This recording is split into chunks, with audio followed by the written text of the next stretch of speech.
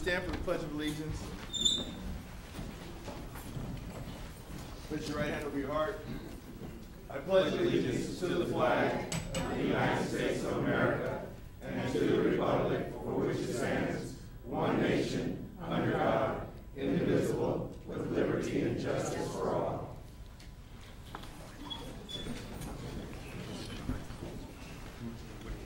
Madam Clerk, would you call the roll? A quorum is present.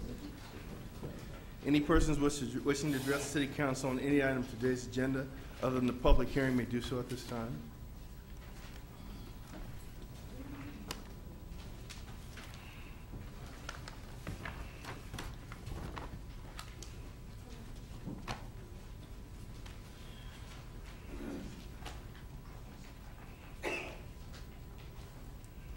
Good evening, council members. My name is Diane Sembrano, and of course, the elephant in the room is going to be this proposed annual budget. 508 pages that was not posted online until sometime late last night, early this morning, because it wasn't there yesterday. 508 pages that the residents of this community were supposed to have the opportunity to review. How many of you think we are all speed readers? Yeah. Did you read all 508 pages, even if you got it on Thursday? Probably not. And I say that because, well, I would have thought, sorry, I looked over the first, I'm still in the double small I's, and I already have a whole lot of issues where, you know, someone suggested that I should have emailed someone with a correction. First of all, I'm not paid like you are to do that. But you guys vote on it, so you should make the corrections before you vote on things. There are some pretty significantly, wow, not just typos in here, but addition errors. And I'm going to assume, since you all did your due diligence, that you're going to correct them. Now, I'm going to hope that you don't actually vote to pass this tonight, because the whole 508 pages. As you have your final workshops in the afternoon, tomorrow and Thursday, I'm going to hope that you're open to do some revisions for those slightly not the wisest choices on here. But if you do, that's okay. First Amendment Coalition will be getting the letter because the public should have had a right to look at, review before even today's presentation. That's why the California Ralph M. Brown Act stipulates that things actually be posted and available, not at a closed library and not online. But, you know, we'll see what happens. I'm sure there's going to be a few folks who say, we got a great staff, go, go, go. Unfortunately, that's what got us in the financial condition we are in, where we no longer like the word deficit, so we use the word shortfall. But basically, if you're spending 86, and I don't care if it's pennies or dollars or dimes, and you're only taking in 79, probably not good.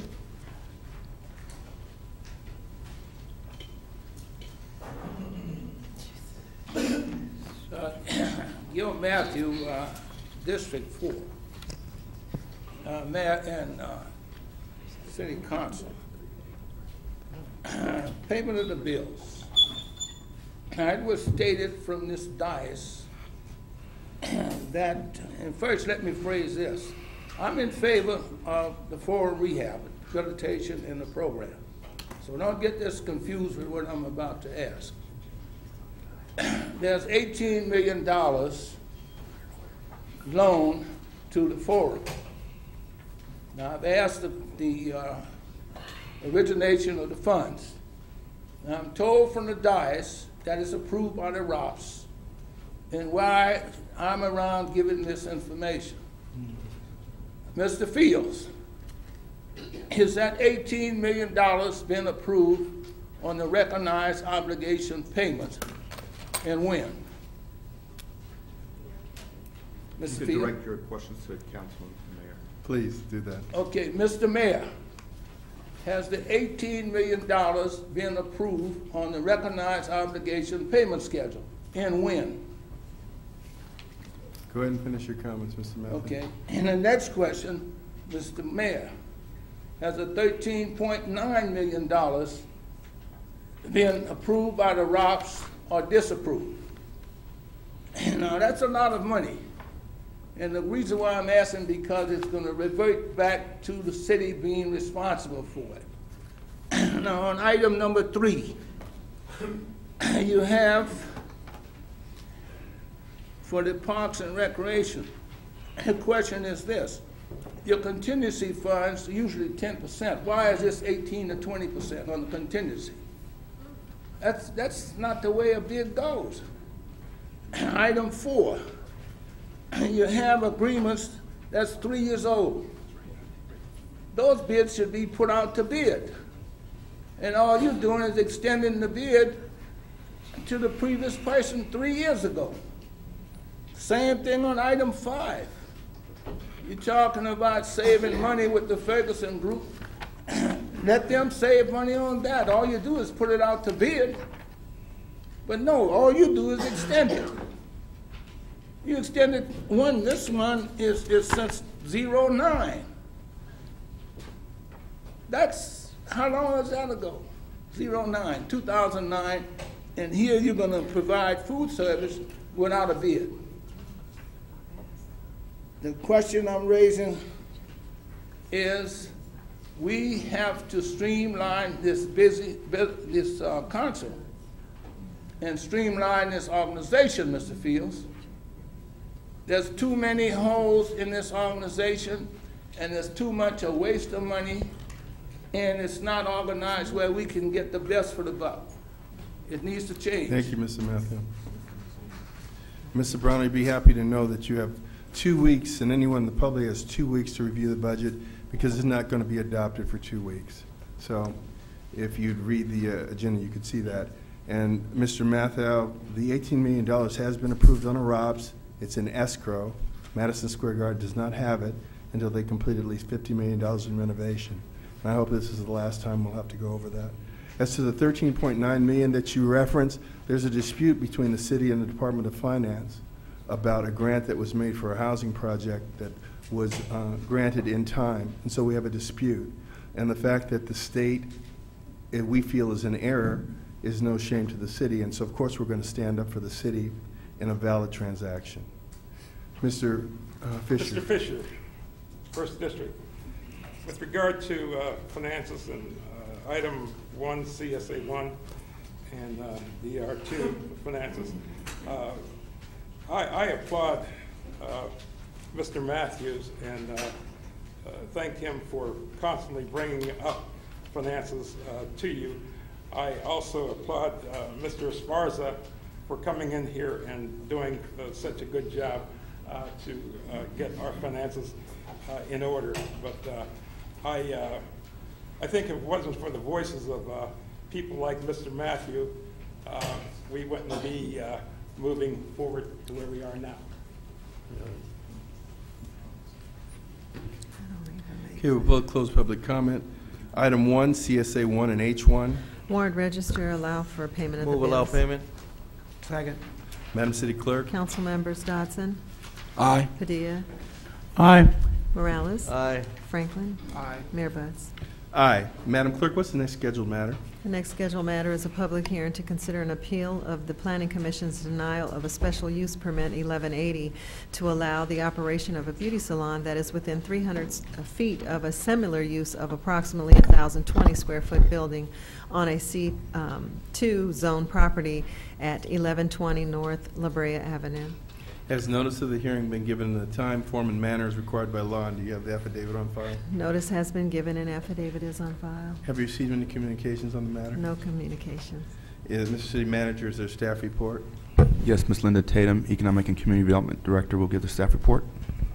Good evening, Mayor, members of the council. This public hearing is to consider an appeal of the Planning Commission's denial of SUP number 1120 to allow a beauty salon within 300 feet of an existing salon. Just a brief history. The project is located in the C2 zone, and it's at 1120 North La Brea. The City Council back in 2002 changed the city code to require, or to actually prohibit, any new beauty salon within 300 feet of an existing salon.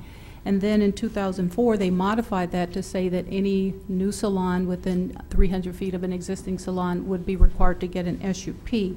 And that's why this applicant came in and went through the process for an SUP. The proposed nail salon operation, briefly, they would like to provide full hair and nail services for both men and women. They anticipate employing up to 6 full-time employees with a potential for up to 16 potential employees on various shifts. And they are proposing to be operated from 10 a.m. to 7 p.m. Monday through Thursday, from 9 a.m. to 8 p.m. Fridays and Saturdays, and from 11 a.m. to 6 p.m. on Sunday. Brief description of the property. It sits on North La Brea. There's an alley in the rear of the property, and there's a single one-car garage that is accessed off of the alley behind the property. And even though it only has the 1 parking space, it does meet the code because the property is legal non-conforming.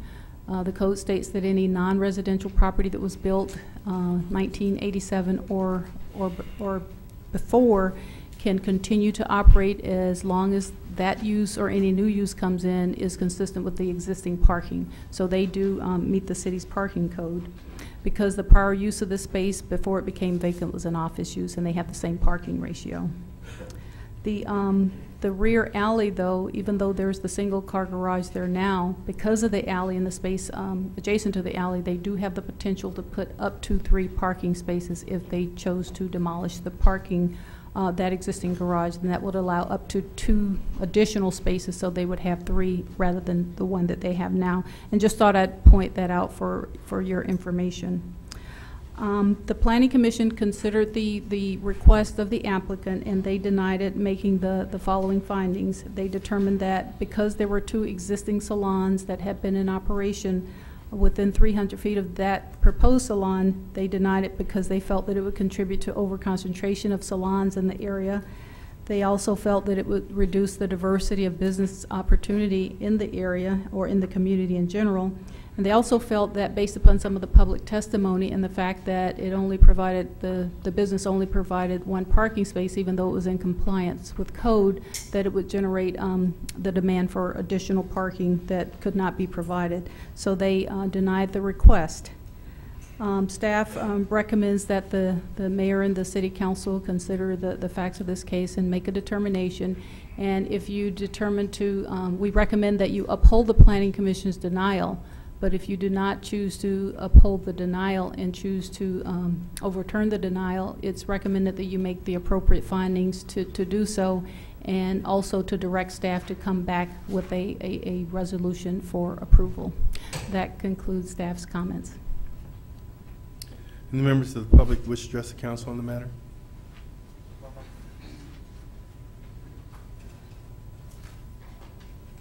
Roy Fisher, the First District. With regard to this item, we have gone over this beauty salon thing over and over again.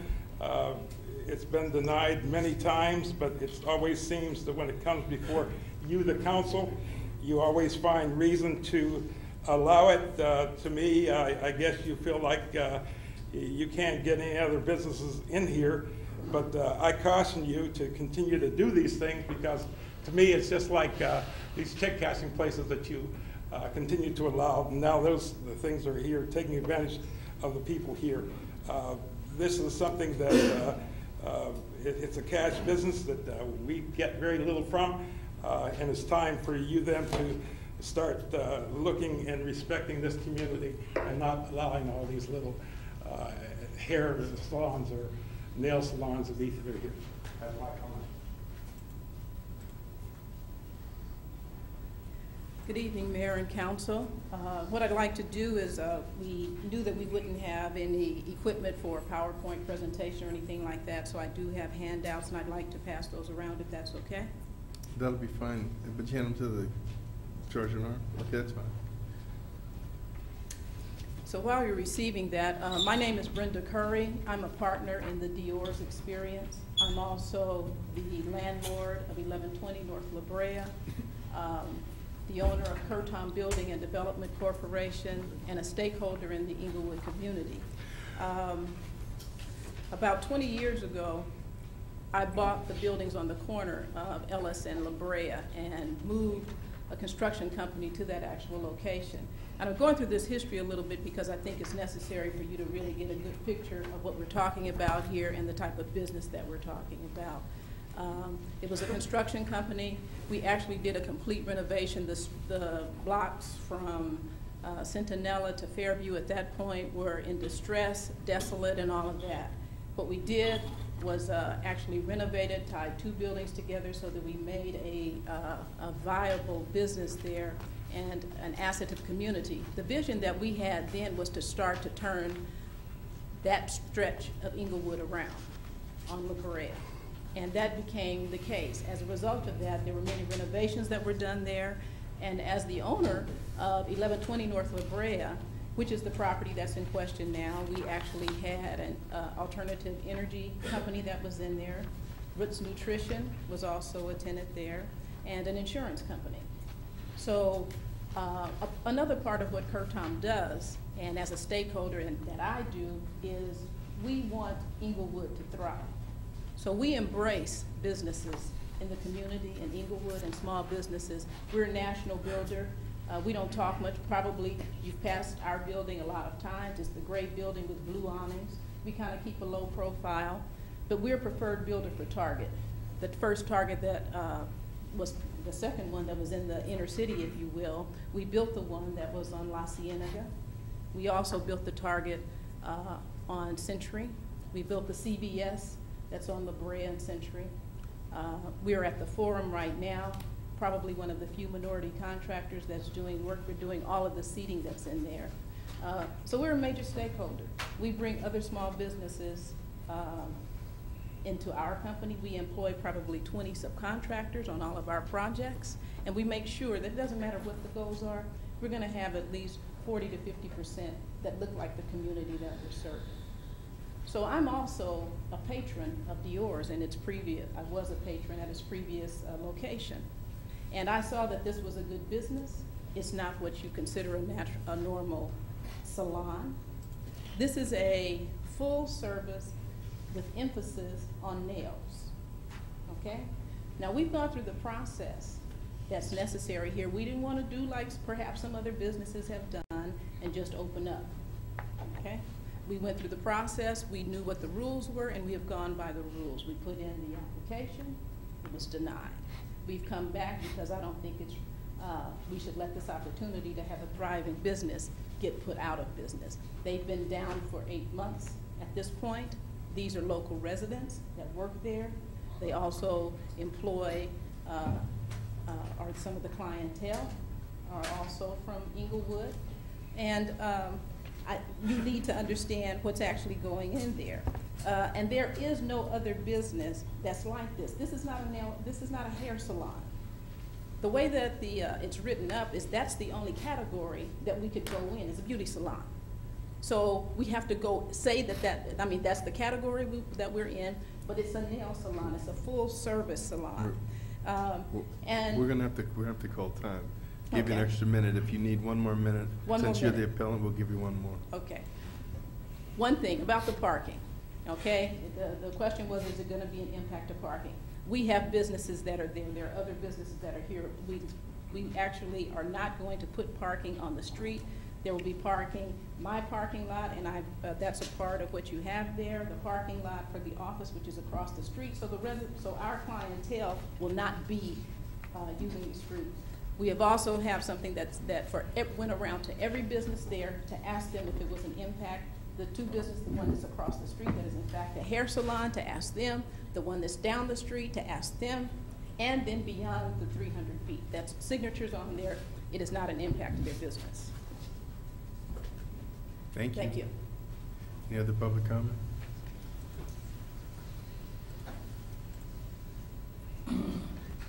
Gil Matthew, District 4. I'm in favor of business for Inglewood because it will help the economy and it will bring a substantial amount of people here to help with the general fund.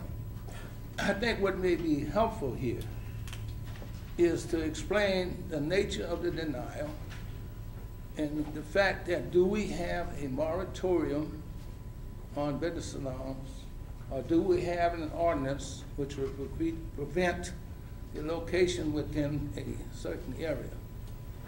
Rather than deny it, but I mean, there should be some basis for it, legal or otherwise, or do we in fact have a moratorium for those businesses? And if so, it should be stated when the applicant applies for the permit or applies to the planning department. It should be stated that in the city of Inglewood, we have a moratorium or we have a resolution or something, and to be aware of it. And that would prevent a lot of misunderstanding. So I'm hopeful that there will be an explanation and one that has legal standing. Thank you.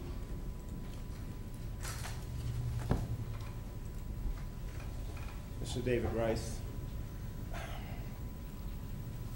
I was really disturbed with the condescending remarks made with a gentleman about small business, and I think every business is viable, and I don't think anyone should be insulting to anyone else's business. There are a lot of people from other districts that may have an opinion about this project. This project is in District 2. It happens to be on La Brea. I think the most important people are the people who are directly in relationship with this business, and they say yes. They say it's something that they need in their community and they want on their street. There's what we called, I don't think there's a moratorium. I think there was something that in 2002 that came along that was a moratorium or more like then. And I think 300-foot rule. In 2004, was it? When they changed it to request it for an SUP in order to be able to, I believe it was 2004, they requested that you have to have an SUP in order to have the salon come in and say that they had what's called a special use. And this, I think, is primarily a nail salon. Unfortunately, it has to be lumped in the same basket as a barber shop, a beauty shop, or something of that nature. But I think the emphasis here is nails. And if all the other businesses say that a nail salon will enhance their businesses, who are we to stop them and to impede their progress? I think we should look at this again and recognize it for what it is, an SUP. They've gone through all the rules and regulations to request it properly, and the community is asking for it.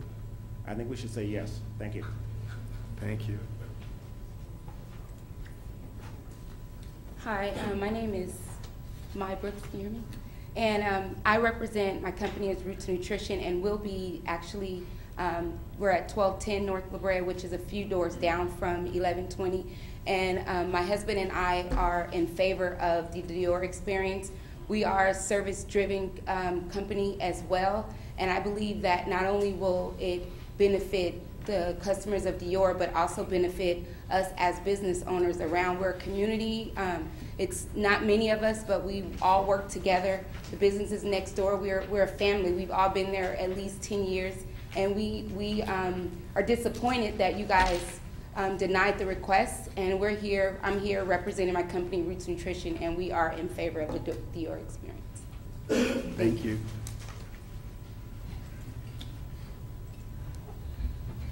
My name's Jacqueline Thomas, and I'm a patron of Dior's, and hope to be again soon. I do want to emphasize that the idea that it is just another hair salon is really incorrect. The services that are provided there are quite different. If you want to get your hair done, you can go across the street or go down the street, but you can't come here. You need to get your nails and the services that they provide. I actually work at Curtom, and I see the parking there. I'm there in the evenings and on the weekends a lot. And there's not an issue, but we've offered that the parking can be in our lot and the lots across the street. So I think we've addressed any potential issues that could come up. So I vote that, I hope you vote to keep this business going. Thank you. Michael Benbow, 1st District. Very familiar with the company that's taking ownership of this land, property, and business also. And I think it's unfortunate that they have to adopt the title that's bringing about controversy. And I think the explanation of the owner is telling us what it really is. And I think we should consider that based upon her description and what she says it's going to be, rather than what we think it is and the category that it's put in. These people are solid business people. I've experienced with them for a long time. They have held that corner down for a long time. It's looked good ever since they had it there, and they're quite good business women, good businessmen, and they do a good job in the city and have been patronized the city for a long time. I think we should give them every consideration of what they're asking for. Thank you. Thank you.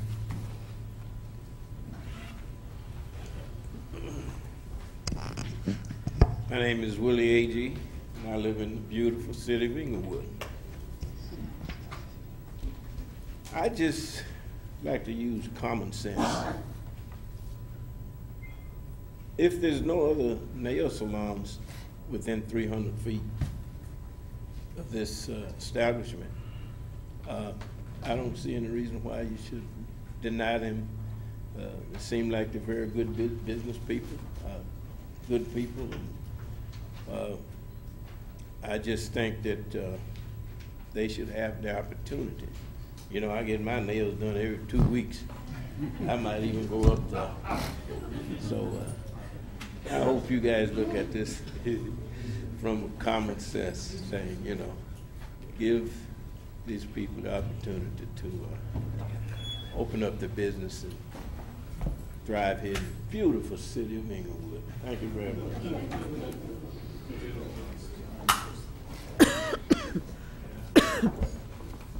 Good evening. Protocol already been established. My name is Ethel Williams. I'm here to address as a client of Dior. It was a pleasure when we discovered that there was a female who happened to have been black that was owning a business in Inglewood to offer us the service that we needed.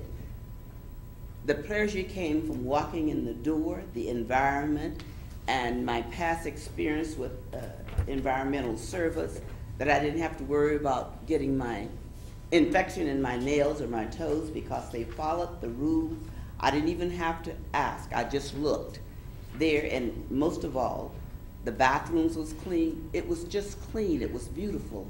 I think that they should be allowed to continue to offer that service to the community. It's a win-win situation. Inglewood, the clients win, and Inglewood wins, because the revenue that comes from this company would really, and I know Inglewood likes to say we're the first in everything. You would be the first to get the kind of revenue from that operation. Thank you.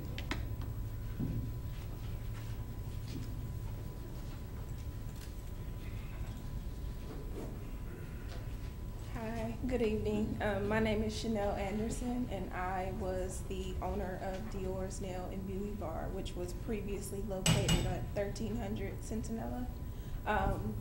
I was here before you, I want to say in 2009, asking for a special use permit because there was another hair salon that was within 300 feet. However, it was kind of difficult for me to explain, you know, that the particular business that I was trying to open.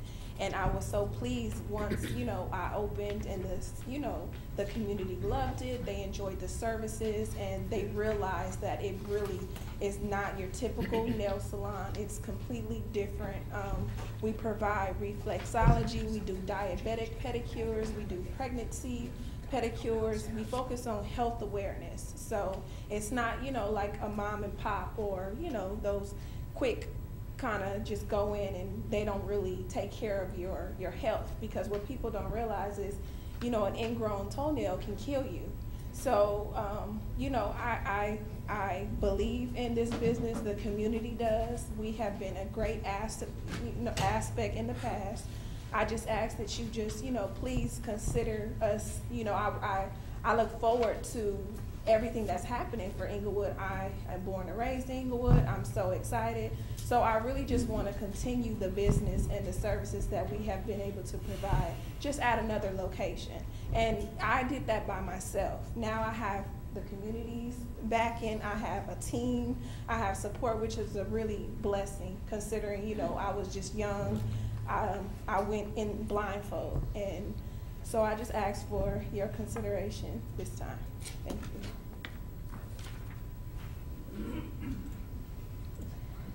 Good evening, Mayor and City Council. My name is Juanita Withrow, District 2.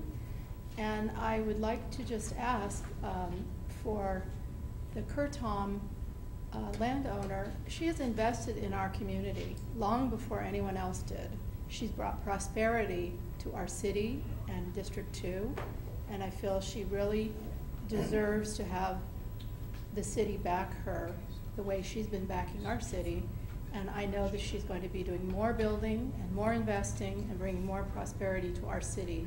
And I hope that you will allow this business to go through. Thank you. Mr. Mayor, City Council, I just want to make it clear, I never had my nails done in my life. But I know a little bit of something about business, you know? And it seems that we have to revisit what's the reason that we even had these type of ordinances passed in the first place. It may be old marketing times, or maybe a crime potential was envisioned when these businesses are grouped together. But you look today at the success we have on Central Boulevard, when you created all the synergy of those businesses together on Century. You have auto malls. One of the most thriving business engines is an auto mall. Several different brands of cars. So people can go around in this shop, and one thing feeds another one. You get restaurant rows. What we had last weekend with all the food trucks coming into Inglewood, that was excitement, you know?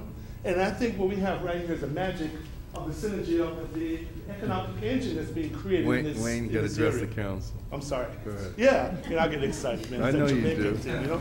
I know. So I would say, you know, I would love the City Council to embrace what they have started, and maybe we can replicate it somewhere else. Thank you again. Thank you.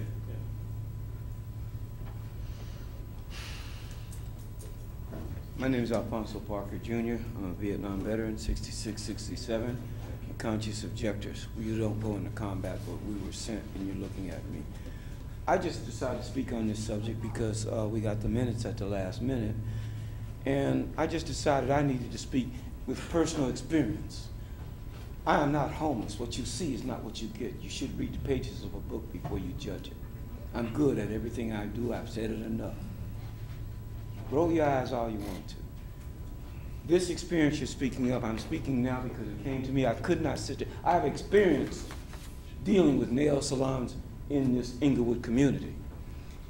And to my experience, I don't think I really run up on too many black ones. They're rare. Mr. Parker, could you address the council? They're from other cultures. And I have never had my nails done because I thought it was unmanly. And I still think it's unmanly. It's enough we can't tell women and men are having babies or trying to. I mean, we need distinction. It always has been. God made it that way. I'm saying that to say this to you. I was going to treat myself because as homeless as I look, I treat myself quite well. I can dress up and I can charm you to death, ladies. You don't know what you're looking at. I decided for the first time in one of my many endeavors to be good to myself. Besides, I was going to have my toenail, what you call it, pedicure done. I went looking in downtown Inglewood because although I look like I'm in the street, I'm not in the street. I got a bed, I feed myself. But I was going to treat myself. This is something I've never done, and it's a going thing. Men doing this stuff. I thought I'd try it, so I went looking.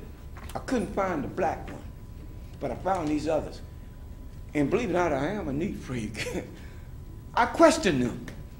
Your tools, how do you clean them? How do you sterilize? I worked at King Hospital as a medical record supervisor, so I know about sterilization. Mr. Parker, address the council. Yes. So anyway, when I asked about the tools and how the process was done, they got mad at me because I asked and wouldn't answer. So I politely turned and walked out because if you can't tell me and show me the production line, how do you get to where you are? I don't want you touching me with my nasty looking, that's what my mama used to say when I used to blame the girls for what was going on. She'd listen to me and let me talk. When I got through, I would say, well, you know, Mama, she said, yes, Yes, with your nice, nasty self. What she meant was I had a part in it too. And I was not going to be a part to that mess. These funguses you talking about, I have ladies that have had it, and I talk to them. We don't have nail salons for black people. I couldn't find the ones I wanted. And to this day, and I'm glad they did it too, because I still haven't had a pedicure. And even when they come to town, and you should let them here, I'm not going to there because it's not manly to me. But I think they have a right to be here because we need our people, not liquor stores, all these other businesses. You go in them, we don't have enough of us working in there. Mr. Parker, thank you.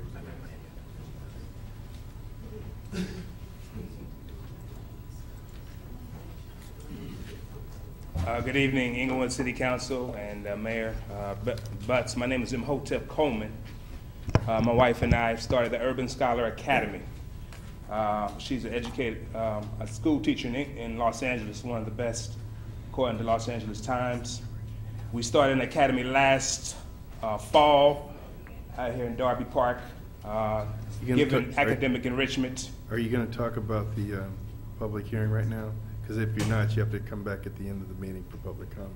I don't know the protocol. I just Oh, showed up that's okay. fresh off the Right street. now, we're having a public hearing on a special use permit. So if you're not going to talk about that, that's not the time. But later on, you'll be able to talk about anything you want. Okay. Thank you, sir. We'll close public comment. Are there any? Oh, please come forward, ma'am. Thank you. Hi, everyone. My name's Autumn Williams. I'm Brenda Curry's daughter. And when my mother moved her business to Inglewood 20 years ago, she had a vision to not only build her construction company, but also to build a thriving community in Inglewood as a stakeholder. And I, too, come from an engineering background, so I believe in building. And when we were patrons for the Dior experience, and we saw that it was being closed down, we were very disappointed. But we asked not what the community could do for us. Instead, we found a way to build and do more for our community. And I think that it has been demonstrated beyond a reasonable doubt that the beauty salon classification does not adequately describe the full-service nail, hair, and health awareness salon that is the Dior's experience. The only two businesses of similar, not identical use support Dior's experience, and there are no negative parking impacts, and other community stakeholders also agree that this business should be here and really want the location to be in Inglewood. I think that unlike the aforementioned check cashing business metaphor that was used, instead of sucking the lifeblood from urban communities, this is actually creating a strong foundation that will stimulate the local economy and provide beauty and health options for local residents. So I ask that you approve our appeal and that this location be approved so that we can cultivate our own Inglewood Renaissance by having local business owners like this that can support each other and having another beauty and health option within the neighborhood. Thank you. Thank you. With that, we'll close public comment. Is there any council questions?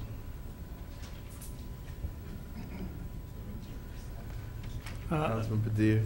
Thank you, Mayor. I don't have a question as much as a comment. I had an opportunity to talk to some of the business owners along La Brea, and they relayed to me same as what I've heard tonight, that they are in favor of the Dior experience moving on to La Brea. Spoke to some of the residents in our district who are also in favor of this business coming on to La Brea. So that's the input that I have received regarding this matter. Okay. Councilman Morales. I'll be deferring to Councilman Padilla. It is his district, and I know he's done his due diligence around the area. I just wanted to make a few comments. I remember when this business had the obstacle to overcome the first time around when they were denied the permit back on Centinela. And I remember because it was the same rule that had them denied because there was another business 300 feet away. But that other business it still had its license, but it was never open because the woman would only open it, I believe, on occasion for specific people. And I bring that up because at that point, our rule made no sense. It made no sense at that point. And it's not to say our rule is not a good rule, it just didn't make much sense at that point to enforce it. And here we have kind of a similar situation. You know, they don't, they fall into this category, our rule says that, but really they do so many other things that kind of add to the surrounding area. You know, it's not every day that, you know, your surrounding businesses come in and say, hey, this business will add to our kind of arena here. So, you know, and also we've brought up to staff that we should probably start looking into how outdated is this rule, or should it be kind of massaged into a form that makes more sense, you know, when we have these decisions. That being said, and I remember at the time the high quality of business that they were bringing in. I believe some folks came in to speak on your behalf from, like, they worked in the Bel Air Hotel or something like that, right, or one of those. So I'm assuming that's the level that they brought in, and you know, I can see why the community is for it. So I'll wait to hear from the councilman and see what his motion is. Thank you. I would like to speak on this simply because that's what public hearings are all about. We have rules and regulations, but they are to make our community better. The people who have spoken here in the 2nd District and this petition that she's brought up with the names, to me, that outweighs anything that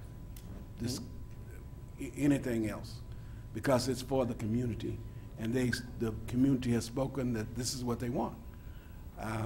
And I too would defer to the councilman in that district, Councilman Morales, because that is his district. Actually, the D is the other one. Two.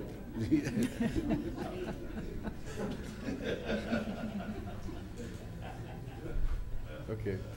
Councilman Franklin? Yes. Let me ask some specific questions, because I like the general warm and fuzzy comments and the public's all supporting and all that, but I want to deal with what was brought forth at the Planning Commission that raised the eyebrow of the commission, which came before us in the appeal mode. I think that needs to be addressed for the public comments as to why this item came before us. And so specifically, the issue raised that was quoted by Ms. Anderson, the owner, that she would have a large staff, and that it is possible that she would have 40 to 50 customers, which would include a live DJ for music. And we want to make sure that this item before us is not including this item as an SUP to be part of it, but specifically providing a service relevant in this case for nails. The other item I want to address has to do with the resident that spoke against the item at the Planning Commission, and one's here this evening and hasn't spoke, but I was curious that one of the owners who submitted a letter appealing it raised the argument about parking. This evening we've heard a number of volunteers, I want to stress volunteers, are providing their properties available for off-site parking or parking that would accommodate the clientele. The report reflects that the owner-operator will have approximately 6 regular employees, but up to 16 shifts, which is an issue. And as a consequence, I want to raise the issue to you staff that if we're going to allow this to happen, with that amount of staff, will there be sufficient parking? And 2, if we agree that the off-site parking that's been made available by other businesses after their non-business hours is a covenant required on their property in order to accommodate this request, so that way when one business that may leave from now and yours remains, that new business that comes in at that same site that previously had the approval of parking, that will carry on to keep their business consistent. As I understood it, Councilman Franklin, you asked 2 questions. One was primarily related to parking, and the second one was related to entertainment. So I'll speak to the parking first, because that's probably one of the more critical ones. But because the property is code compliant, any provision of any extra parking is strictly voluntary on behalf of the applicant. They would not be required by code to provide it, but certainly we would encourage that, and we would like it very much if they were able to secure that parking. Because it's voluntary, there would be no need for a covenant on those properties. Thank you. The second part relates to the applicant's indication during the Planning Commission public hearing that she would be having entertainment, a DJ after hours, but at some point during the meeting, we clarified as a part of the record that the approval that she was requesting was strictly for the operation of a nail salon, and that any entertainment would not be a part of the approval that she was seeking and would require a separate process. And we think that she understood that requirement, and she, as a matter of fact, I think she spoke into the record saying that she was aware of that, and if she chose to have the occasional entertainment, that she would go through the appropriate channels, which would essentially be going through the permits and licensing process. Thank you very much. And that's the whole purpose of having this meeting, is to vet out these issues so we know specifically what the program was all about. And I want to thank the presenters that provided us the petition of other businesses in support of it, and in addition to that, giving us a handout of the product and service that they provide as well.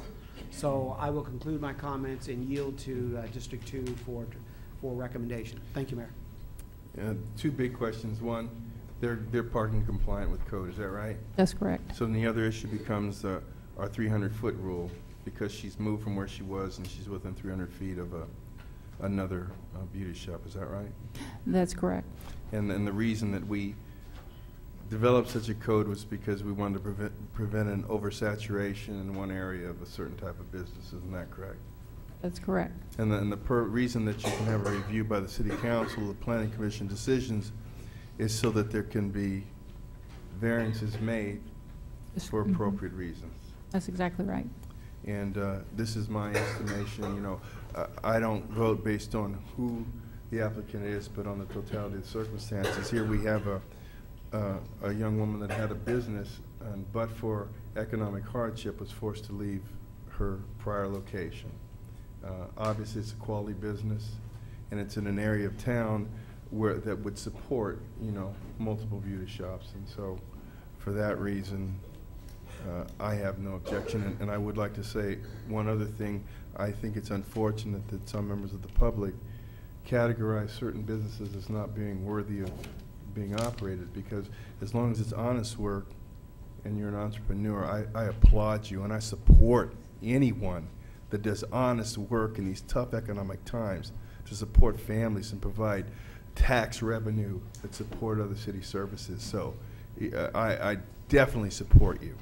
So do you have a motion, Councilman Padilla? Yes, Mayor. At this point, I'd like to make a motion based on the input we've received from the public and from the other council members that we overrule the Planning Commission's recommendation, and that we do move forward with the approval of an SUP.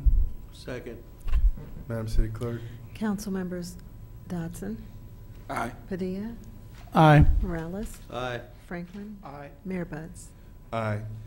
Consent calendar items 2 through 5. I so move. Second.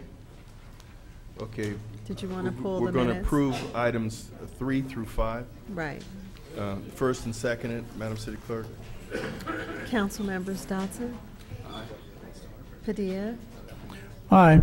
Morales. Aye. Franklin. Aye. Mayor Buds. Aye. Item 2. Approval of the minutes held May 2nd, 2013. So move. Second. Madam City Clerk. Council members Dodson. Abstain. Padilla. Abstain. Morales. Aye. Franklin. Aye.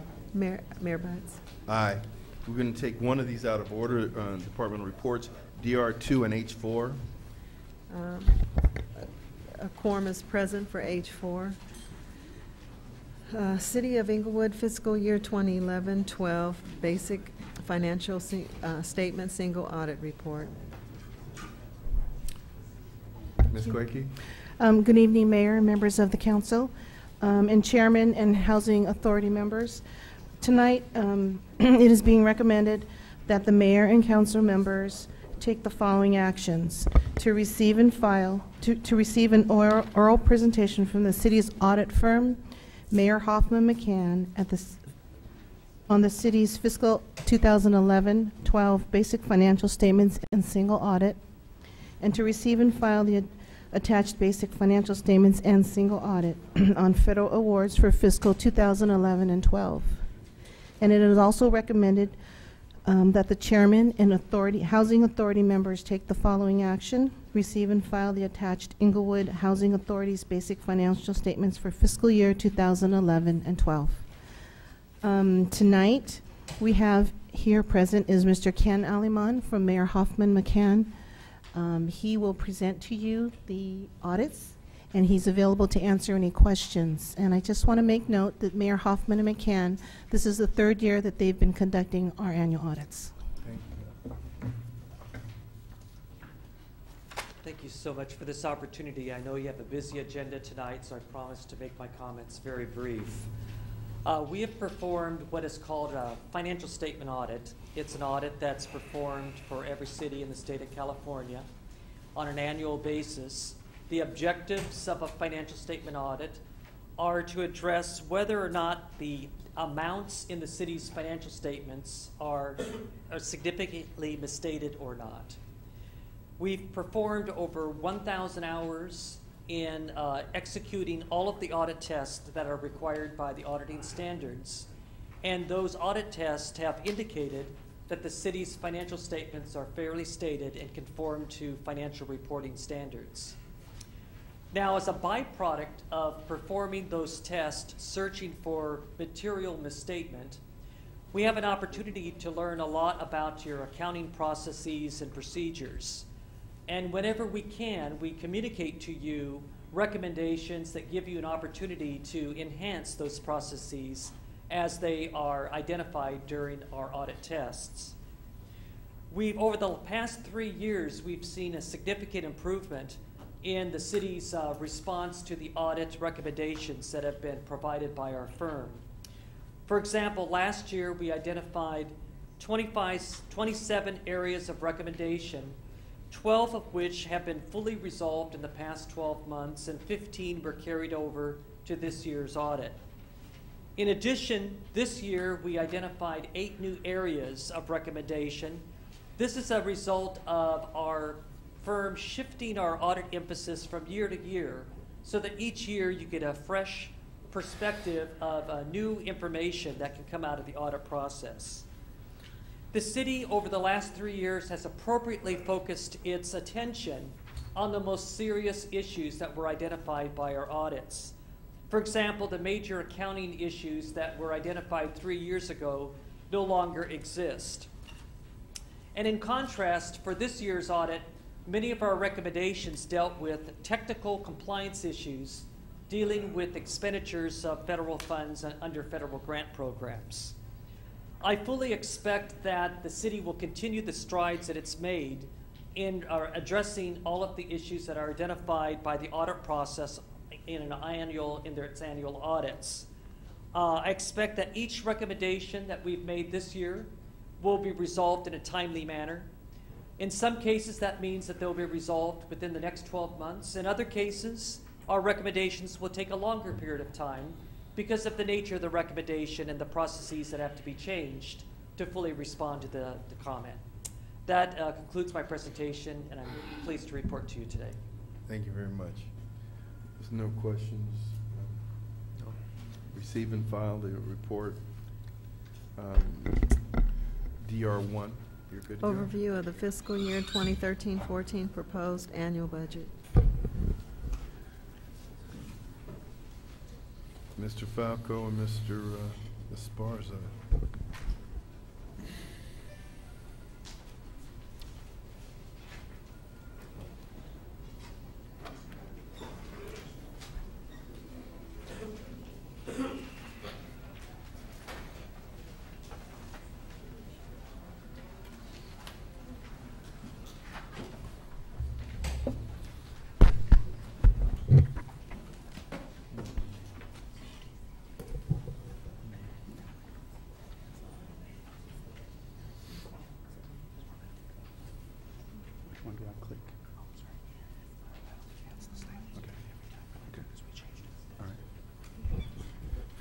Good evening, Mayor and City Council. It's my privilege tonight to present the proposed City of Inglewood fiscal year operating and capital improvement budgets. As you will see tonight, the budget indicates that things are looking better for the City of Inglewood financially. However, I have to caution the City Council, the public, and staff that we are not out of hot water. The general fund expenditures are still outpacing revenues, even though staff and the council have carved out millions of dollars out of our general fund budget each year.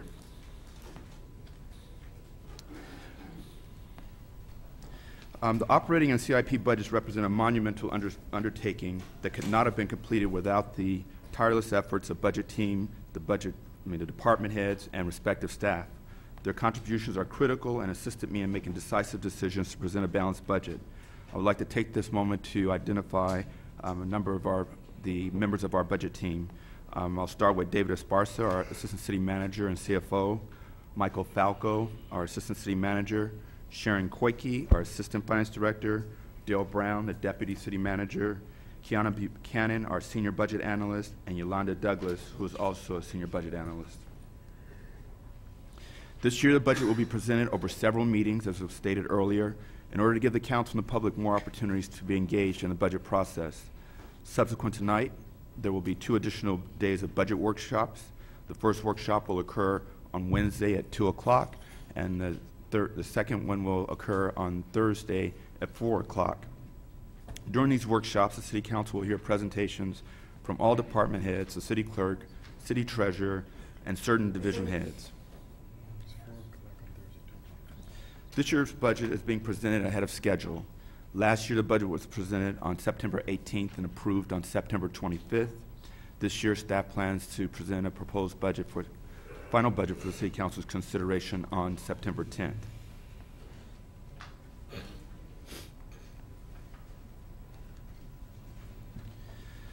David Esparza will go over the budget revenues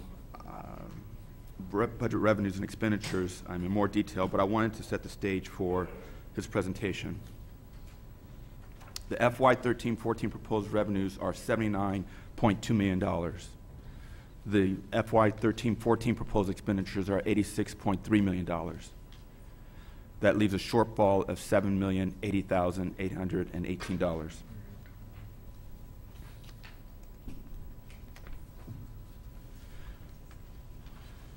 There are a number of increased costs that are contributed to the shortfall and warrant continued observation, analysis, and long-term solutions.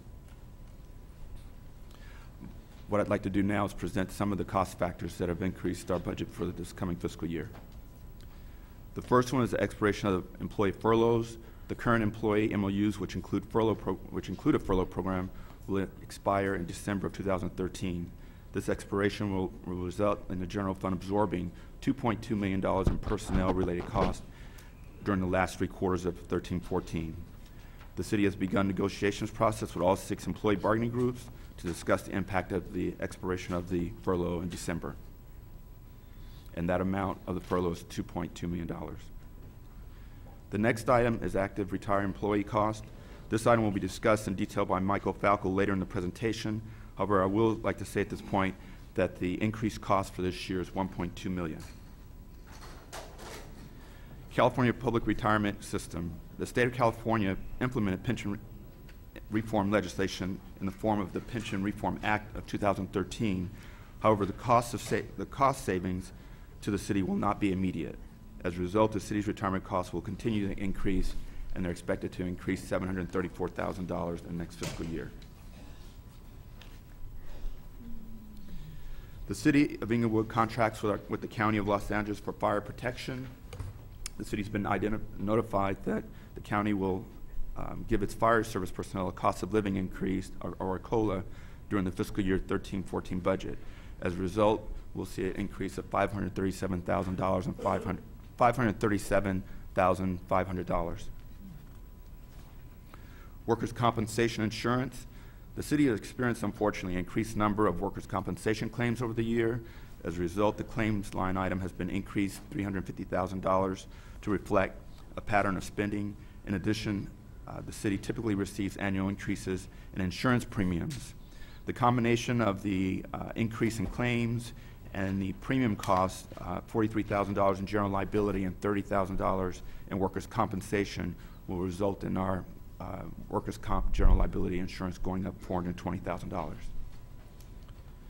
You may recall that a couple of years ago, the City Council completed the refinancing of bonds issued for the benefit of the Civic Center. The transaction was structured in a fashion to eliminate the August 2012 debt payment and a reduction in the fiscal year 2012-13 debt payment. However, beginning in fiscal year 13-14, the city will resume its debt payments, annual debt payments of $314,000. The city utilizes banking services for a variety of transaction-based services, for example, instant deposits, wire transfers, and etc. Our banking vendor assesses charges per transaction for these and other services. These costs have been increasing in recent years, and it's expected that the cost will go up another $195,000. I would like to add here that we are in the process of actually working with the city treasurer to do an RFP for our banking services, and it's our hope and desire that the responses will come back, and we will not. We will have some savings in this area, but at this point, that RFP has not been presented to council or those proposals, and so we're budgeting a $195,000 increase. Lastly, we have salary increases. Some of the city's MOU agreements contain provisions for automatic annual salary or step increases. In addition, there are certain cost increases associated with specialty pays for police officers. As a result, expenditures for these two items will be increased by $170,000. With that, I'd like to turn it over to David. Welcome, Mr. Esparza. Good evening. Good evening, Mayor, members of the City Council. David Esparza, Assistant City Manager, Chief Financial Officer. I have the pleasure of giving you all the eye chart slides in this presentation, and so wanted to present the projected city revenues by funds, and that's what you're seeing in that, as well as the amounts and the percentages that each one of those represents. This gives you a very good detailed look at all the different sources in which we derive funds to support the city's functions and activities. Total revenues, now this includes all special funds, fees, and dedicated revenues, in a total amount of $184,655,647.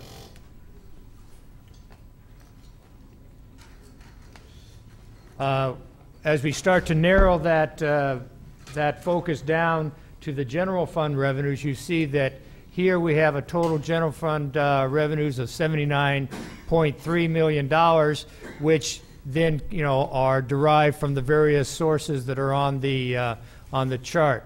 We've made copies for the public so that they would also have a better view of this, in a handout.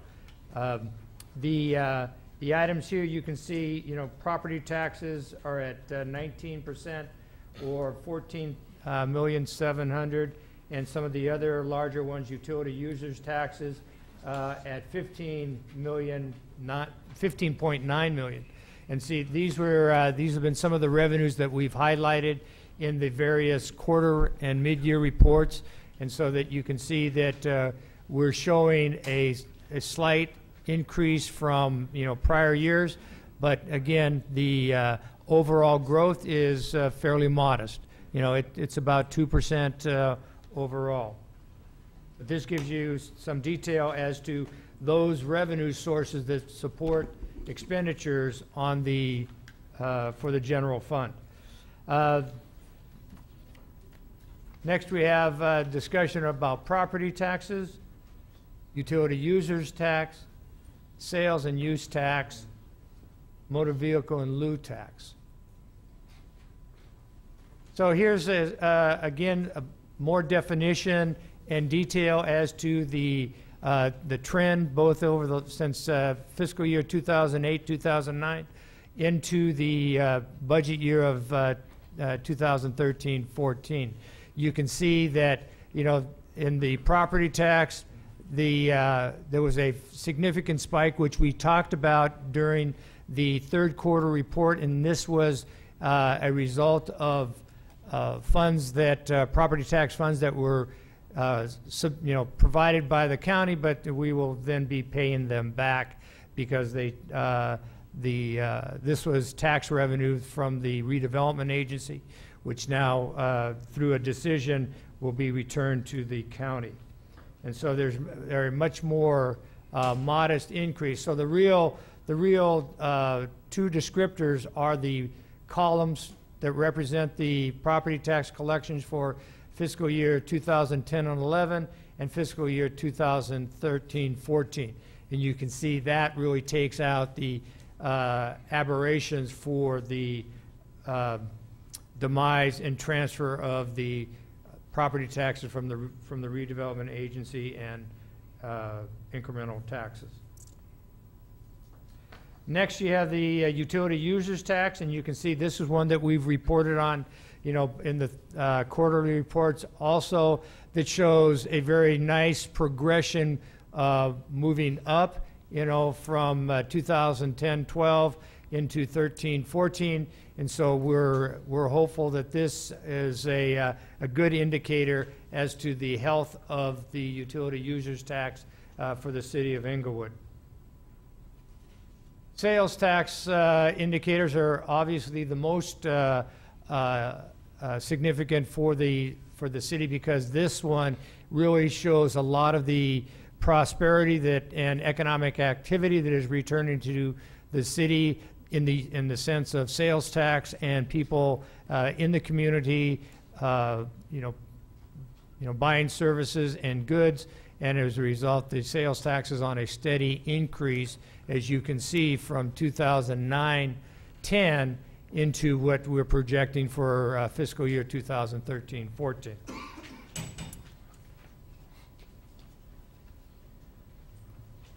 Motor vehicle in lieu tax, again, this is another one that has shown a sharp rebound and a projected rebound for fiscal year 13-14, so that again, this was part of the swap that the state of California did with local property taxes, and this is, so we're also showing a rebound here as well.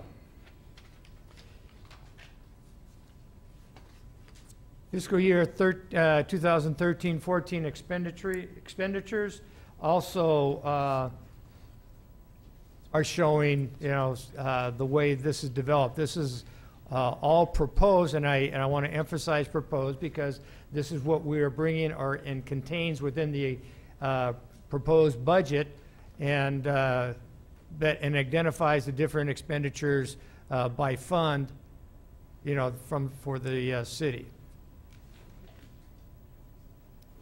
Now we've broken that down into all proposed department expenditures by amounts and percentages, again giving you detail as to how the different revenue sources are then used to support department expenditures. We have a total expenditures here of $217.2 million.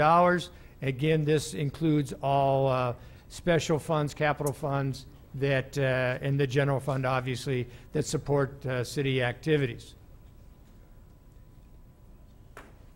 This looks at the general fund and all proposed general fund department expenditures by amounts and percentages as well. And so you can see that all the various departments are, general fund supported departments are identified and showing the amount and plus the percentage of the whole. Total expenditures, as indicated by Mr. Fields, is $86.3 million.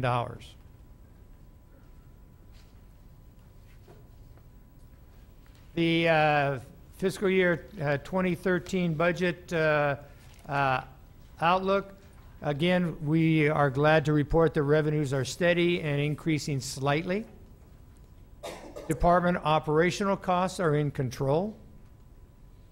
Retirement and medical costs continue to increase faster than revenues, which we've have been reporting since the mid-year.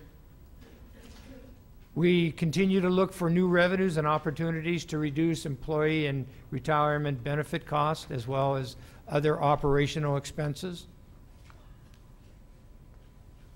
So looking at the past history of using general fund reserves, you know, as you can see from this slide, back in fiscal year 2008 and 9, there was a significant use of general fund revenues to fill in the gap between revenues and expenditures. That increased significantly in 9-10, and then decreased significantly in 10-11. And then in fiscal year 11-12, the city was actually able to continue its operations without the use of reserves. In 12-13, that will again be the case. And actually you can see here that we are expecting to have a positive savings at the end of this fiscal year. However, because of cost increases, we see that, you know, there's an expectation that general fund reserves will again be used in order to close the gap for fiscal year 13-14. The 5-year general fund forecast, this is looking ahead by those 5 years, and, you know, starting to project based upon the growth of expenditures and revenues, and we've continued to say that expenditures are outpacing our revenues. You can see that there is an expectation that general fund reserves will be used for 13-14 all the way through 17-18. So the red portion on top of the green column is that represents the use of general fund reserves. Now, this is the forecast based upon current trends and current obligations.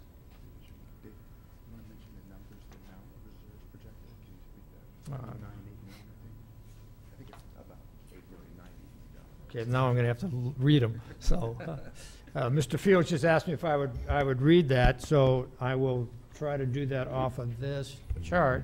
I think, that, David, rather than putting you on the spot like that, I think that the reserve amount that we're projecting that we'll need or be short in future fiscal years will range between $8 and $9 million.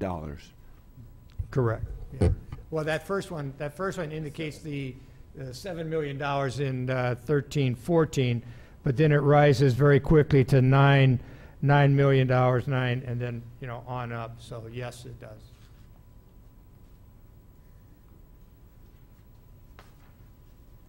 Liabilities to that, you know, and these are the pressure items on the city's revenues and its expenditures, and that is first the unfunded liabilities, which we'll be discussing in a few moments, and that is really the other post-employment benefits, which we've discussed in the quarterly reports. All other miscellaneous employee-related costs, represented workers' compensation, general liability, vacation and sick leave obligations, and then the city's unfunded needs, resources to maintain core city services, as you know, and the mayor and council and public are very aware that during the times when the city was on a austerity program, many of the services had to be, you know, contracted, and I say that in order to make sure that, you know, all the revenues and expenditures started to balance out, and so we had to cut services, you know, and other other parts of the city operations, and so. In order to maintain this, you know, those services going forward, they will require additional resources, maintenance and cost and equipment. And so this is, you know, we are starting to find that, you know, much of our equipment is outdated, overworn, and overtaxed, and as a result, you know, the failure of certain systems and its ability to continue to maintain is now being challenged. And you can see this in many of the police vehicles that we continue to use and other maintenance items around the city. Building back the city's reserves, and this is what has been a major focus, you know, since 2010 and 11. You can see that, you know, by these charts, that the city has been very prudent in its, you know, trying to save its resources and reserves. And in 2010-11, there was a $13.3 million reserve. This was increased in fiscal year 11-12, and that $5 million there represents the one-time payment from the waste hauler contract, which was deposited or, you know, put into reserves. In fiscal year 12-13, we continued, since we noted that there wasn't any drain on the city's reserves in order to maintain its operation, so that those amounts were carried over. And as a result of, you know, the prudence that has been exercised this year, the city saved approximately $600,000, which is that piece right there on the very top. So for a total general fund savings at the end of 12-13 of about $19.1 million. There are two additional components that we're expecting in fiscal year 13-14, and that is the Hollywood Park reimbursement and the franchise fees that are represented at the very top. Hollywood Park reimbursement is $1.7 million, and the franchise fees is $1.3, so that we will have a total city reserve at the end of 2013-14 of about $22.1 million.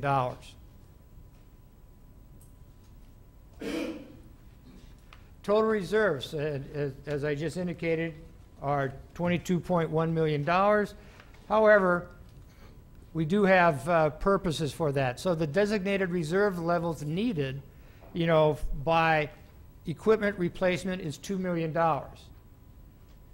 Liability claims, $7 million.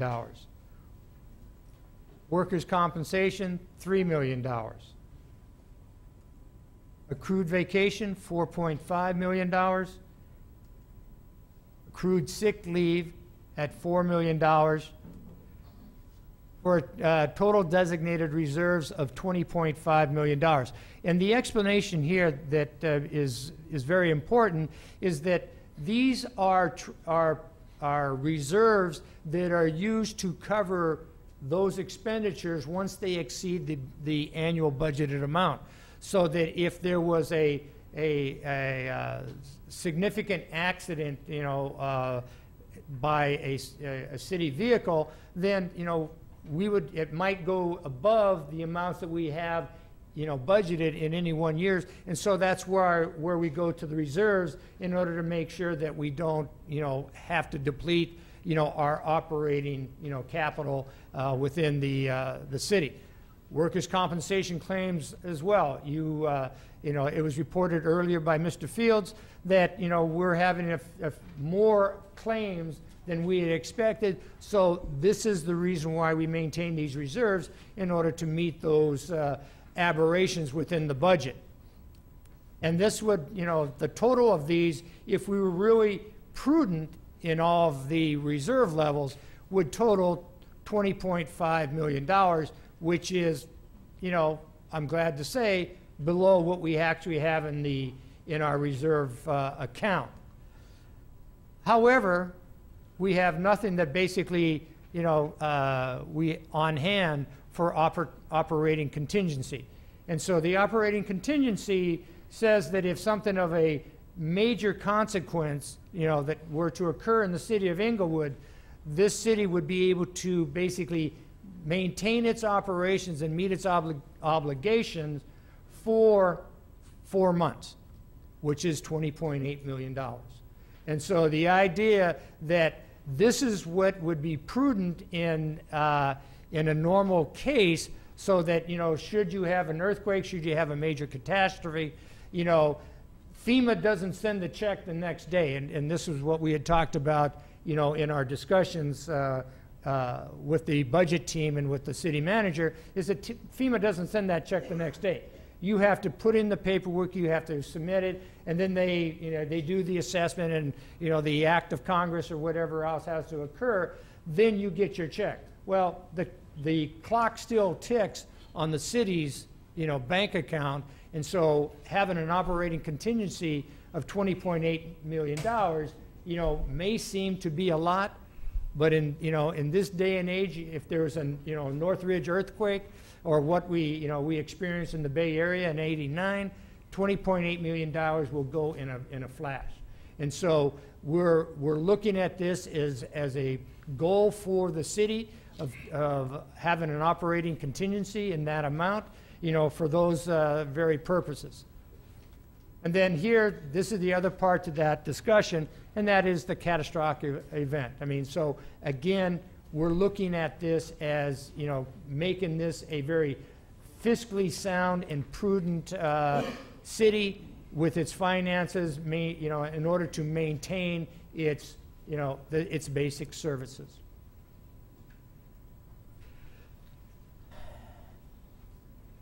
And there's a note there that it should be about $10 to $15 million. So the annual revenues have modest growth, in which we keep reporting, and it's been a very positive discussion here for the city. But they don't keep pace with expenses. New revenues, you know, from the forum, you know, are in the near future, but they haven't started showing up, you know, yet. Employee benefit costs, you know, increases outpace current revenue growth. I mean, we know this. You know, our you know, and Mike will give more detail on this, but we know that the significant growth in those costs, you know, outstrip our 2% increase in our revenue growth. Safety expenditures required beyond the useful life, you know, end of life, and again, you know, we're talking about you know, a lot of these systems that are operational within the police department, computer-aided dispatch, records management system, police radios and mobile computer units within the vehicles, you know, for operation. And the total cost estimate is $3 to $5 million. And so, again, you know, these are the things that, you know, I've indicated earlier that are starting to break, and we're seeing failure, and we've really have tried to stretch these, you know, far beyond their useful life. And to much credit, and let me say this, you know, specific to the employees of the city of Inglewood, to much of the credit, you know, our employees have been stepping up and helping put, you know, a lot of the Band-Aids and paper clips together in order to make sure that these systems, you know, don't go down. But again, it's a matter of time, and we need to recognize that some of these will have to be taken care of. Revenue growth remains modest, significantly lower cost required, permanent cost reductions needed, you know, address the structural deficit. That is what we're currently working with.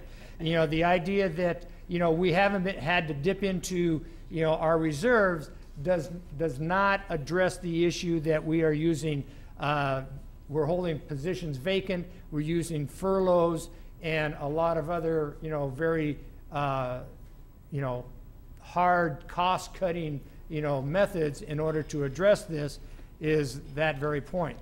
Restore the city's fiscal health and build back reserves. The city needs to redefine core services in many cases, because, you know, if our revenues and expenditures are really, you know, going apart versus coming together, we need to really then set, you know, reset our priorities, and that means redefining our core services. What can the city afford, obviously, is the big question, and then the tough decisions ahead of us. Okay. Thank you, and I'll pass the pointer and the mic over to Mike. Mike. Thank you, David. Good evening, Mayor, Council, members of the public. My name is Michael Falco. I'm the Assistant City Manager. One of the departments that I oversee is the Human Resources Department, and one of the aspects of Human Resources is, of course, our employee and labor group bargaining and negotiations, and, of course, the benefits associated with those respective MOUs, the most significant of which, as we've discussed, Mr. Fields, Mr. Esparza both talked about it, and I'll go into some more detail now about some of the other significant budgetary issues, most specifically as it relates to health care, or specifically the medical costs. Generally, we've seen an increase over the last several years of about 6 to 8% annually, somewhere in between there. The past 2 years, we've kept our rates down by shopping, if you will, for alternative providers. The city provides medical insurance for its active employees as well as for retirees as part of a benefit for what we refer to as retiree medical. For fiscal year 13-14, the medical insurance premiums for active employees, those currently here employed today, and those that have already retired, were set to increase by a staggering 15%. A portion of that 15% was attributable to the Affordable Care Act, as many of the providers, in this particular case, Aetna, Kaiser, and HealthNet, which are the three providers here at the city, would result in an increase of approximately $2 million. Kaiser is fixed at 15.8, HealthNet at 14.9, but we went through and did some very aggressive negotiations literally up until yesterday, and we were able to get our benefits administrator was able to get Aetna to reduce its increase, bringing the total aggregate from 15 all the way down to 9.4. And as you saw a moment ago, Kaiser is fixed at 15.8, and that represents almost half of our entire medical expenditures. We will work with our labor groups during the negotiations that Mr. Fields said we have begun. We have opened up the negotiations now with almost all 6 of our labor groups, and one of the things that we are going to look to achieve is some additional savings associated with eliminating the HealthNet HMO for active and retirees, moving them over to Aetna, as Aetna has graciously offered to take over that book of business of about 83 active employees and or retirees and keep it at the same rate. So that would also drop our costs, and we would have some additional savings there. That is something that we can't report until, of course, the bargaining groups agree to it. What I have now before you is a 5-year history of medical rates, and the reason this is interesting is what you'll see on the far right column, 2010, our costs for retiree and active medical costs total was $11,200,000. From 2010 to 2011, the Council and the public will recall, we had a workforce reduction due to that significant budgetary deficit that we had. That also resulted in the early retirement of approximately 34 employees. And that's what you'll notice, a sharp increase in the active employee percentage versus retired employee percentage. We went from basically a 70-30, if you will, to a 63-37. And that was because we had a very large number of additional retirees enter into that system, if you will. We then aggressively worked with our provider to reduce the rates. We attempted to bring in a possible different provider, United Healthcare, and as a result, Aetna and Kaiser both came in with substantially fixed rates. The increases, you can see, were minuscule in comparison to the massive increase from 2010 to 2011, where we experienced an 11.1% increase. So we enjoyed very low increases for 2012 and 2013, and obviously we're going to pay the price now in 2014, although it was going to be $2 million, and as of yesterday that was reduced by $800,000 down to $1.2 million. So that's a very, very impressive and exciting construct that we were able to obtain. So when we look at retired employee medical costs, and for the benefit of the public, when an employee retires, a full-time employee from the City of Inglewood retires, the current MOUs or memorandums of understanding with those groups provides for them the ability to obtain lifetime, or we call it retiree medical, for them and a dependent. The current cost just for the retired employees that have already left, no one from this point forward included, only those that have retired before today, will cost us approximately $5 million $93,000 next year. That is $5 million right out of the general fund because these costs are completely unfunded. As you heard Mr. Esparza talk about, if we don't have funds set aside for these expenditures, we must basically account for them directly out of the general fund. This expenditure represents, for those of you who look at it from a number of employees perspective, between 60 and 65 full-time employees, or in this case, twice the general fund furlough savings. So the fact that there's a 10% furlough that has been going on now for 3 years, twice that amount is what's needed just to cover the existing retirees. And each year we know that amount will grow because the costs are increasing, as I showed you, and of course the pool of those retirees will increase as the attrition rate for existing employees that retire will add to that pool of retirees. So what I have for you here is a graphic representation of what that looks like. The blue line there, for those of you that can actually see the different colors, shows from 2012 you saw a very modest increase over 12 to 13, and then you start to see that 9.4% kick in, and then from there I use a modest 7% right in between the 6 and 8, and I take it from 2015 all the way to 2024, 10 more years, and you see that we approach $10 million. On the right, that table, I thought it was important to point out the number of employees at an average of $80,000 total compensation. That's how many employees that cost represents, because we pay as you go. In other words, this is not a funded amount of money that we created years and years and years ago to fund this increasing cost. Every year we have to put a line in our budget to cover this cost. And once again, this is only the current retirees. No additional full-time employees are added. So what about those active employees? If we don't significantly curtail this benefit or eliminate it in some way, the city will not be able to function. The unfunded liability, if that graph that I just showed you right here, if that were to continue over the course of 20 more years, it would be $150 million unfunded liability. And our general fund budget, as Mr. Esparza pointed out, was roughly $80 million, which would be almost twice the cost associated with our budget. So what about those active employees? At a modest 3.5% retirement rate, that's about 23 employees per year that would retire. That's current active employees that choose to retire. They would add to that pay-as-you-go situation, and this is what it would look like. The dashed line is the line you saw before, assuming no one else entered the system. The line on top, that hyperbolic arc that goes all the way and surpasses $14 million, is what happens as new retirees enter this system or existing employees retire. And that is dramatic, because that would mean that in 2024, the equivalent of 177 full-time positions, that value would go solely to paying for retiree medical. So in an effort to face reality, if you will, Mr. Esparza pointed this out, Mr. Fields points this out, I pointed out a third time, expenditures grow faster than revenues. If no new retirees enter the system from this point forward, we still have to allocate a larger portion of that general fund in order to be able to handle this growing expenditure until the current retirees and their dependents, and obviously I use a politically correct word, leave the system, obviously until they no longer need the benefit.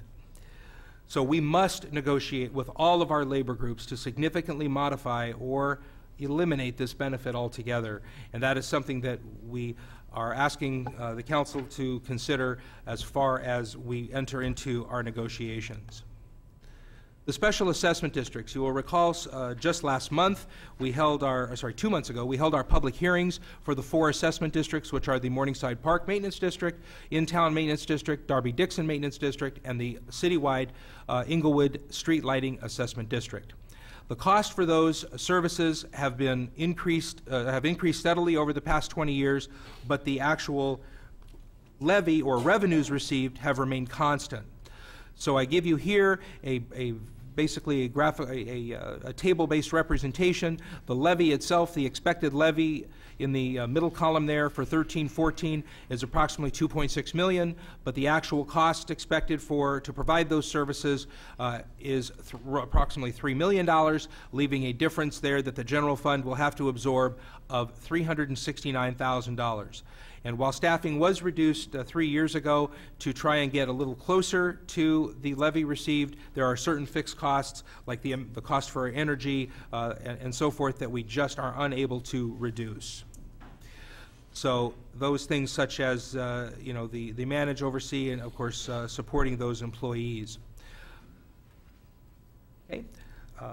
Some of the organizational issues that we face currently, two very specific ones that relate to areas that I oversee. One of them in particular is the Human Resources. The Human Resources Department has been without a Human Resources Director, a permanent director, for almost 3.5 years since the prior director resigned. And as a result, it is essential that we have a director in that position to be able to handle all of the specific things associated with human resources, employee relations, one of the things that we've talked about so far. So one of the requests within this budget is to reclassify the vacant human resources manager with a human resources director. The increased cost is approximately $30,000, and that basically is budgeted at max pay. That doesn't necessarily mean we'd bring the person in at max pay, but that is how the budget works. Another recommendation is to take the current vacant Economic and Community Development Director and reclassify that to a Senior Economic and Community Development Manager. The cost savings there is approximately $24,000, and I should note that that is a non-general fund arena, so that would not have a specific impact on the general fund. Thank you, David and Michael, for your comprehensive presentations. Mayor and City Council, as you can tell, we have some good news and bad news included in this budget presentation. The shortfall, as we stated earlier, was about $7 million. However, the city is required to approve a balanced budget at the beginning of each year. And as customary, staff is proposing a number of recommendations for the council to close the budget gap. Let's see. Okay, I'll click two at a time. So the shortfall, like I said, is a little over $7 million. In order to reduce the needed additional service reductions, it is recommended that a $2.4 million of the $22 million reserve that David spoke to earlier be used to close the gap. We're also looking, as Michael talked about, the workforce reduction plan. The current furlough, as he mentioned, is still up for negotiation, and it will expire in December. But however, staff can't prepare its budget based on what might possibly happen with negotiations, so we're asking the council to approve a workforce reduction plan, which will be the amount of the equivalent to the furlough of $2.2 million. Wait, I'm coming up. Messing up my presentation. All right. Freezing vacant positions is the next recommendation that we're making to close the budget gap, and that would come to about $1.5 million. It's actually 9 police officers and 1 detective that we're proposing to freeze during the next fiscal year. We're also looking at some operational savings. Those operational savings are coming from a $200,000 reduction in our citywide copier contract, and also an additional $100,000 in savings from the purchase of alternative vehicles for use of the police department personnel and other operational efficiencies which we plan to achieve over the next year. The forum revenue, we will have a new revenue source coming in from the forum when they start operation in January, and so we're projecting an additional $250,000 there. And lastly, merit increases. Merit increases are increases that employees are given to represent or to reward them for high performance. Those merit increases are purely discretionary. They're not included in the MOU. They're not negotiated as part of the MOU, and therefore I have the discretion to approve or not approve those at the recommendation of the department heads. So it's proposed that in fiscal year 13-14 that no merit increases be given, which will save the city $203,000. I think I have another one, yeah. There is one more, citywide user fee study. The city hasn't increased its user fees for certain fees for service since 2000, I think 6 or 7. And what we were proposing this fiscal year is to focus on those development related fees that we believe the city will be receiving over the next 5-10 years with regard to increased development. And so in the next fiscal year, we're hoping that that will generate an additional $150,000 and increase more than that in future years. With that, Mayor and City Council, thank you for being your attention to our presentation tonight, and we look forward to receiving your comments and questions. All right. Any council questions? I know we're going to have a workshop. We'll have more time to expand on. That's correct. Well, go ahead, Councilor Franklin. Well, no, I thought you also were looking for direction with this council with reference to the options of closing the gap. So today you would be looking for us to take a definitive position on fact with reference to the workforce reduction plan, et cetera. Is that correct? Well, actually, as the agenda reports, presents, the council obviously has the option to give direction to city council, to staff tonight in terms of closing the budget gap. But as the mayor mentioned earlier, we do have 2 weeks before you approve the budget in its final form, and at that time, you would be officially directing staff to, close the budget gap with the measures that we're taking. However, if you have concerns about the budget closing gap measures at this point, it would be helpful to hear any concerns that you have now so that we can, when we bring the budget back in 2 weeks, we can incorporate any ideas that you have. So these are just recommendations? These are just recommendations. Subject to our approval? Exactly. So then let me expand on it since I have the floor. Thank you, Mayor. Under the item you reference under form revenue on the page 39 of your PowerPoint presentation, I'm confused about the $250,000. That seemed to be new revenue increase, not a shortfall. Right. What that does is that offsets the shortfalls. So when you back out, that's the only positive. Well, the last two items I should have put in green. Those are revenues. Well, the form revenue and the citywide user fees are revenue that's coming in. They're not expenditures. Okay, because it's capturized as closing the gap. Yeah, I'm sorry, but but what we're doing is the net difference will close the gap from the reductions and the additional revenue. Well, I need point of clarity on page 7 of your PowerPoint. I looked at your manager's report presented before us, and then I looked at the PowerPoint presentation on item number 7, and it talks about the total revenue of being $184,655. $184,655,647. Right. But when I read your report of your staff report provided as, I look at the value of the total city estimated revenues of being $217 million. Right. So I want to clarify that what's in our report versus the PowerPoint is the carryover amount of over $32.5 million. That's correct, but in addition to that, I will say that, since the budget we're constantly during this period refining numbers, and so the numbers that you see in the PowerPoint are the most recent. Those numbers that are in the budget message went out last Thursday, and since that time, I've worked with staff to refine the numbers. So you will see some discrepancies between what's in the budget message and what we're presenting here tonight. So when I go to the PowerPoint presentation on page 16, if you would please, that is the total expenditures, which is $217 million. Yeah. But that is the exact same figure I see as the revenues with the carryover. No. Let me clarify this. When we look at the total expenditures, we're also, talking about capital funds that, basically, that are allocated to capital improvement projects, primarily out of Public Works. And so this incorporates, all of those programmatic and, expenditures throughout the year. Those are not supported by, you know, just new revenues.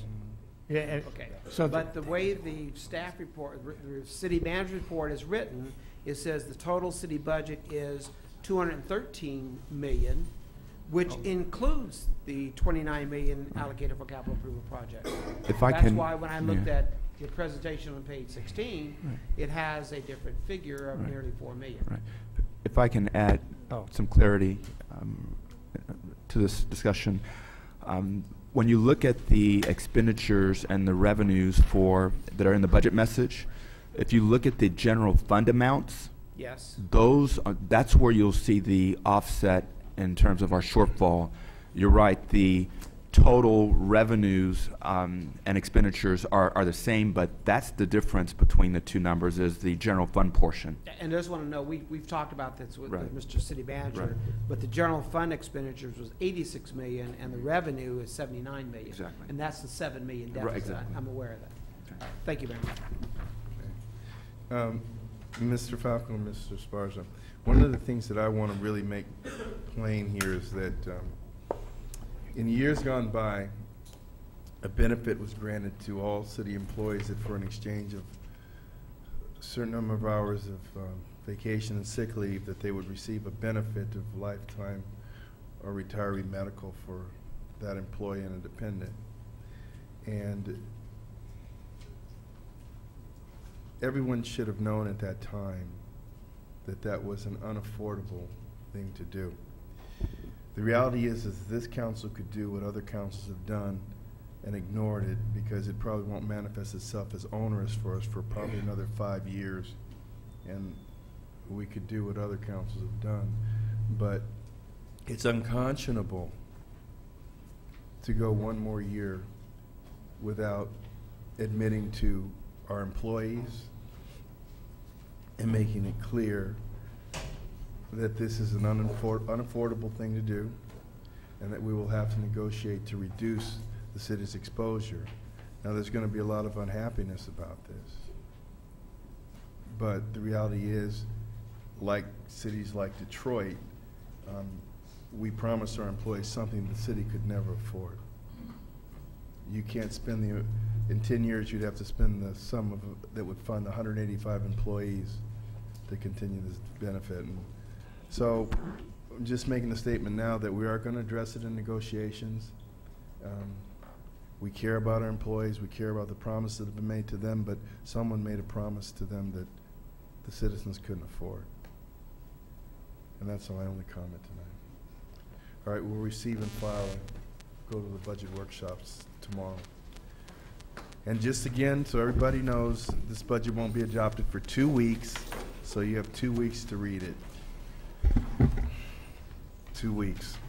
Could we convene the Inglewood Housing Authority? Madam Clerk.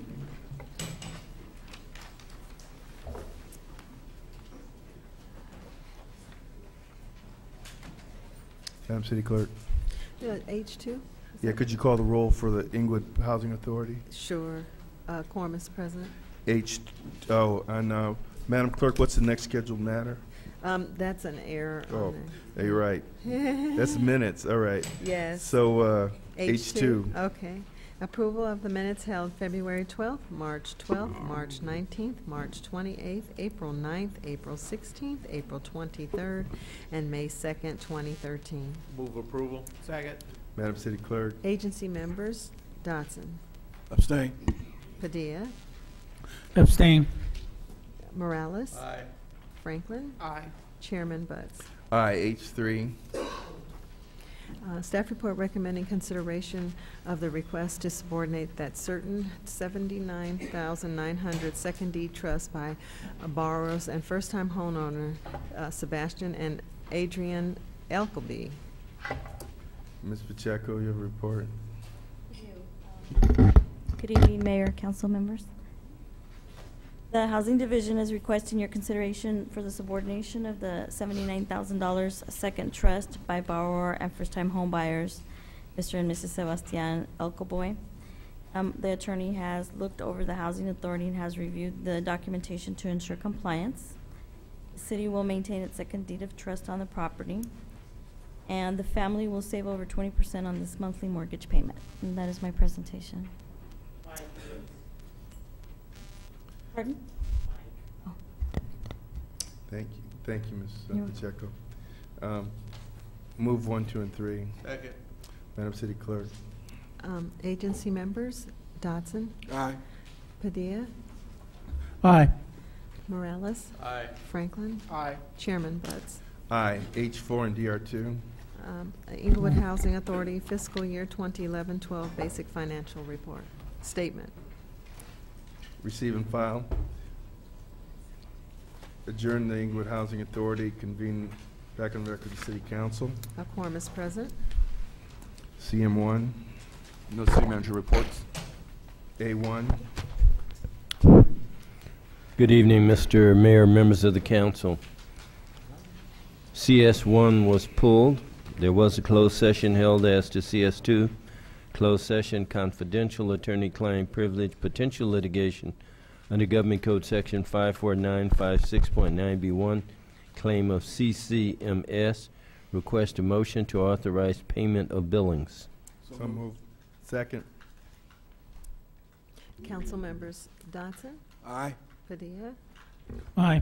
Morales. Aye. Franklin. Aye. Mayor Butts. Aye. CC1. By the way, CS3 was also pulled, and that concludes the reports out of closed session, And Mr. A2. Mayor. And no verbal reports, Mr. Mayor. All right. CC1.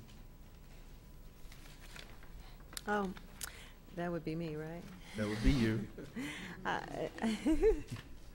I just wanted to report out that last week I had the opportunity to travel to Dallas. I went to visit my sister, but I was interested in their government, so I went to their city hall to meet with their city clerk. And they have a lot of similarities, but they have some differences. And we went over kind of like some basic things that we have here, which is the city charter and then their city codes. We talked about their city council and their boards and commissions and their posting of meetings and their elections, and they do things kind of the same but a little bit different. That was kind of interesting. And the conflict of interest and records management. So that was an interesting trip, and I kind of enjoyed myself to see how the southern folks do their stuff. Thank you. That's the end of my remarks. Thank you. CT1, Madam City Treasurer. Thank you, Mayor.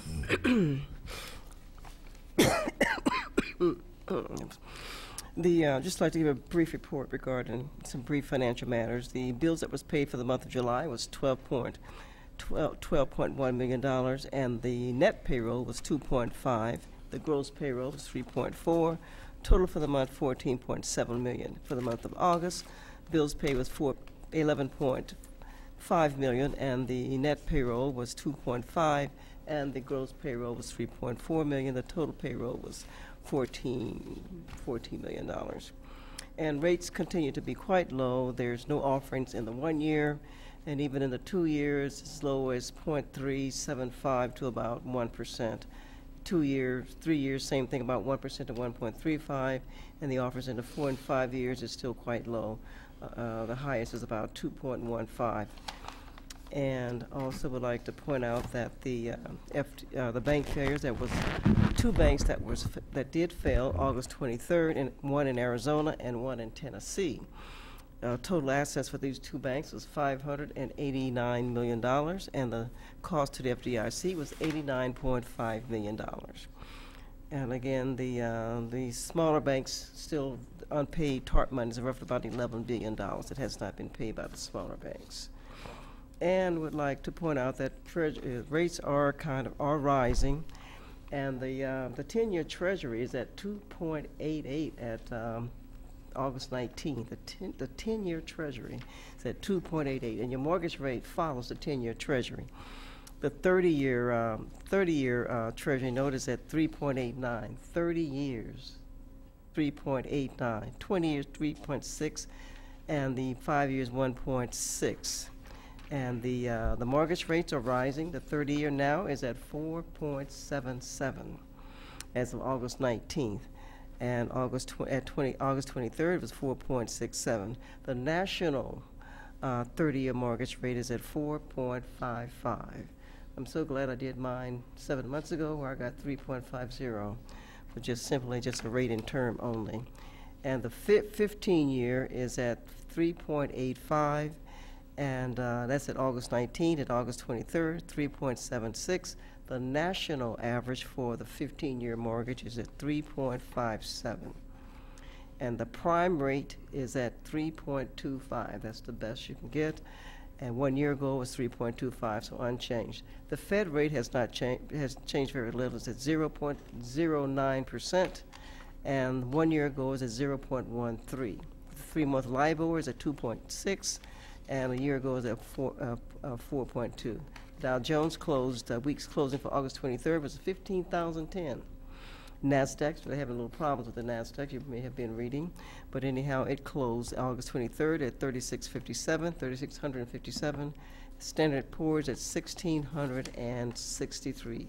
So rates are rising a bit, but for the agencies that I tend to invest in, the rates are still quite low. As I mentioned, no offers at all in the 1% in the 1 year range, and in for 2 years to 5 years is still quite low. As I mentioned, much of the, I expect that some of the bonds that I bought that's under 1% will go to maturity.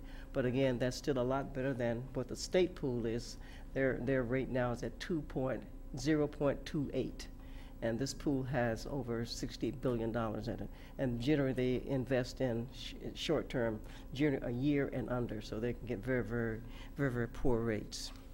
That concludes my remarks. Mayor, I would appreciate if you would close the meeting. And the name of Lois Morgan, I attended her services today. A longtime friend of Inglewood. Her husband had a limousine service, very successful limousine service for over 25 years. Again, that's Lois Morgan. Thank you. Thank you. Public comment in person wish to address the City Council on any matter connected with city business not elsewhere. Considering the agenda may do so at this time. My name is Alfonso Parker, Jr. I'm a Vietnam veteran, 66, 67. Conscious objector. We were sent into Vietnam with no weapons training. And I'm blessed to be looking at you as you are at me. We're on the Vietnam Wall. I wear the dog tags of a comrade of mine who's buried as a pauper because August 6, 2009, he finally got his 100% after years of trying to get his combat due from the veterans, the VA. October 6th, less than 60 days later, he died. He never got his money. I am not a lone wolf as you read about in the paper. I have fellow comrades. We were trained special, San Antonio, Texas. We never had weapons training. We were trained as medics. We were never supposed to be in Vietnam. I hold meetings, and I'm changing my date from Friday till Thursday, but I don't know, that'll be next month. But at that time, I will give you the address where you can come and see where this came about, where it started. And this Obama health care is not Obama health care. This has been in the works ever since 1947 with national security and the CIA, which is the mother. The child of NSA is CIA domestically. Tuskegee experiments, all of this comes out of the Manhattan Project, think tanks, of how to deny, delay you your service benefits outside of normal service, housing and billing. I can show you how it's done. I'm good at what I do, but I'm not a lone wolf. You will hear people from Ohio. You will hear people from Las Vegas. You will hear them from right here in California, Palmdale, one locally, who served.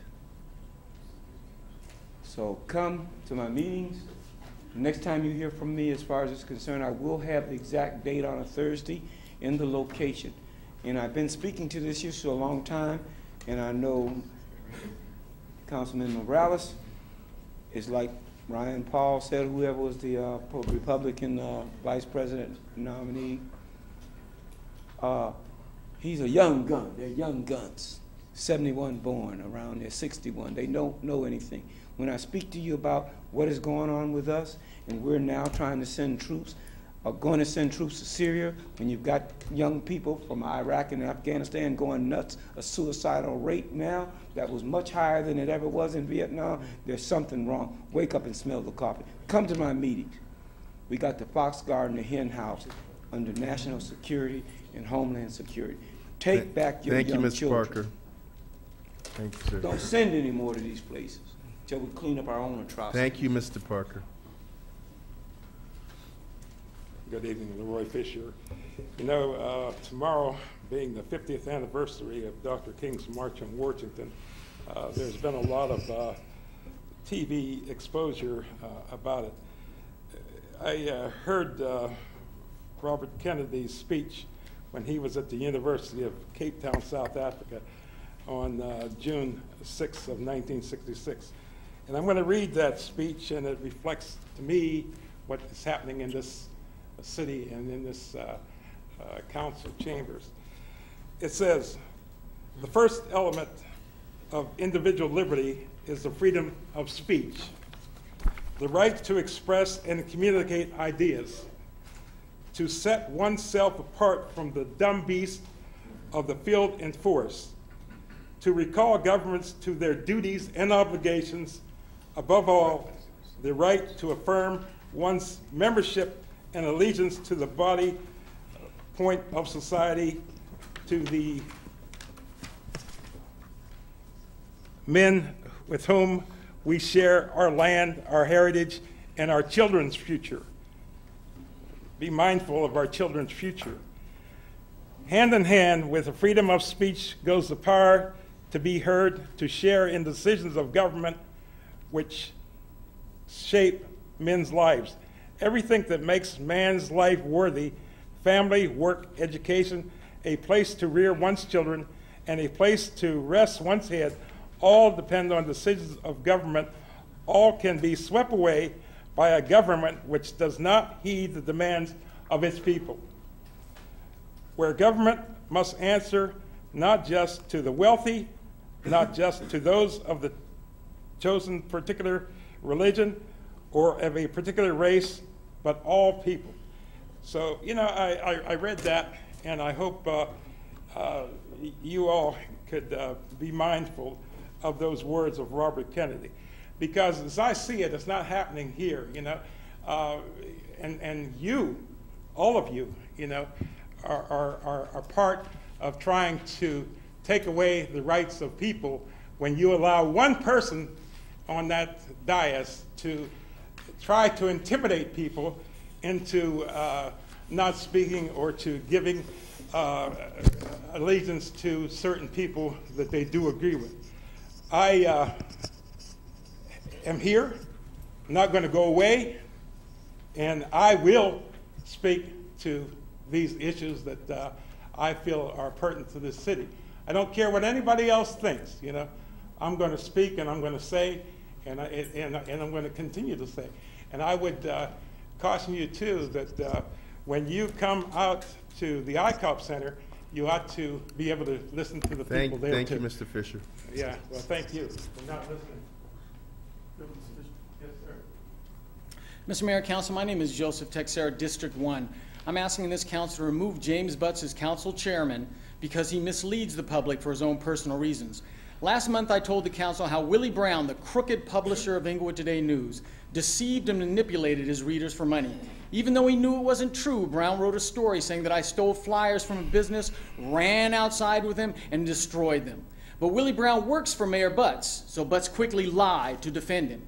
On July 30th, Butts said he believed Willie Brown. Butts said that he was standing behind me one day when I was talking to the owner of the business in Brown's story, and Butts claimed, and listen to this, that he specifically heard me give the owner my boss's name and phone number and beg him to lie to my boss about Brown's story. But that's a lie. If it was true, the mayor could tell everyone here my boss's name right now. First name, last name, anything? I didn't think so. Actually, what you I did. didn't think so. Actually, what I you didn't did think so. was It's my write it- time. I didn't was think write so. it down on a piece I of didn't paper. think so. In that meeting, I gave Butts a chance to say that he might have made a mistake. You wrote it down I on a even piece told of him, paper. you said on the tape that you heard it, liar. He even All told right. the owner he All right. agreed You're- to, excuse you're me, done- I'm you're speaking. done now. You're interrupting me. Would you? You're interrupting You're me. done. You're interrupting You're done. me. Don't interrupt me. You're done. No, I You're- have time left. You're done. For what? You're done. For what? You're For gonna you stop. You're interrupting gonna me? stop calling people names. Well, You're stop done. interrupting me. You're done, Mr. Texera. Stop interrupting me. Would you take him out, please? I'm just going to say it next week, liar.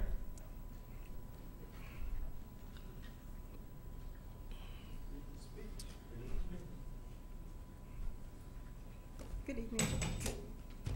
My name is Pelzettar Green, and my address is 643 Manchester Drive.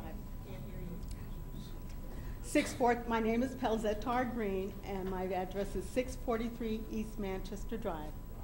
And I've been an Inglewood resident for over 35 years, and even worked in Inglewood as a government employee for over 35 years. And I'm here today, this evening, because of my rejection for sound installation, and the fact that my folders was lost a few times, and I had an inspector out one time, and they lost that information, and then they sent an inspector out, 2 inspectors out, and they denied me because of a room addition that I bought my property in 1979, and it was there when I bought my property. And they also said that they went down to my basement and inspected, and they did not. They said I had a addition to my garage, and I do not. And I called the office, and they told me the only person I could speak with was Mr. Barajas, and he's never in, and I've left numerous messages for him. And I don't see where there's a appeals process. I don't see where there was nothing after pulling everything up from your website. There's nothing to say that this was needed. And there's nothing to say that a resident has to have all this before they're qualified. And I pulled it up from 2002 to the present, and there's nothing there. And I'm asking, why isn't there nothing there? What's your name, ma'am? Pelzettar Green, Pelzettar Green. And what's your address and screen? 643 East Manchester Drive, Inglewood, of course, Inglewood. I don't want you to have to say your phone number. Could you give it to the Sergeant at Arms, and we'll have somebody call you tomorrow? Thank you. All right. Is that Manchester Drive? Manchester Drive. All right, thank you. All right.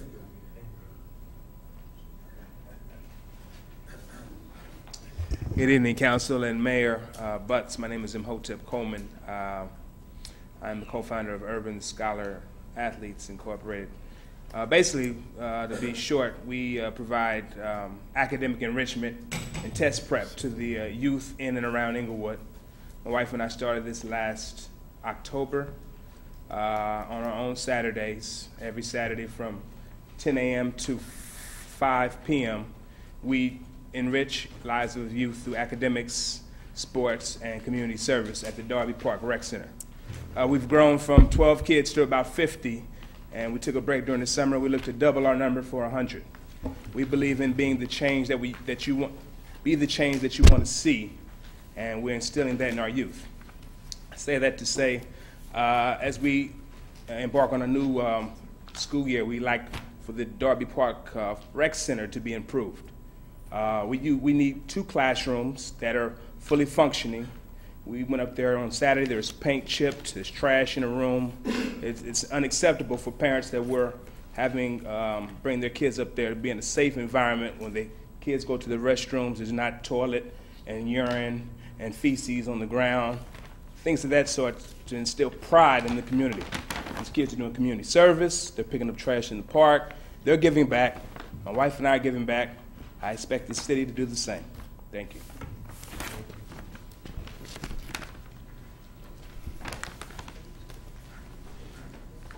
Mr. Rice, 2nd District.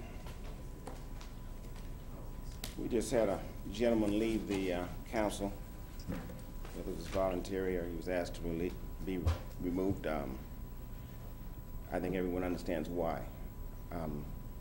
Mr. Joseph Texera, the day that he went into the Fabulous Burger restaurant and he took the flyers off the counter that had Mr. Alex Padilla on them, I was there. I'm the gentleman that took his pictures.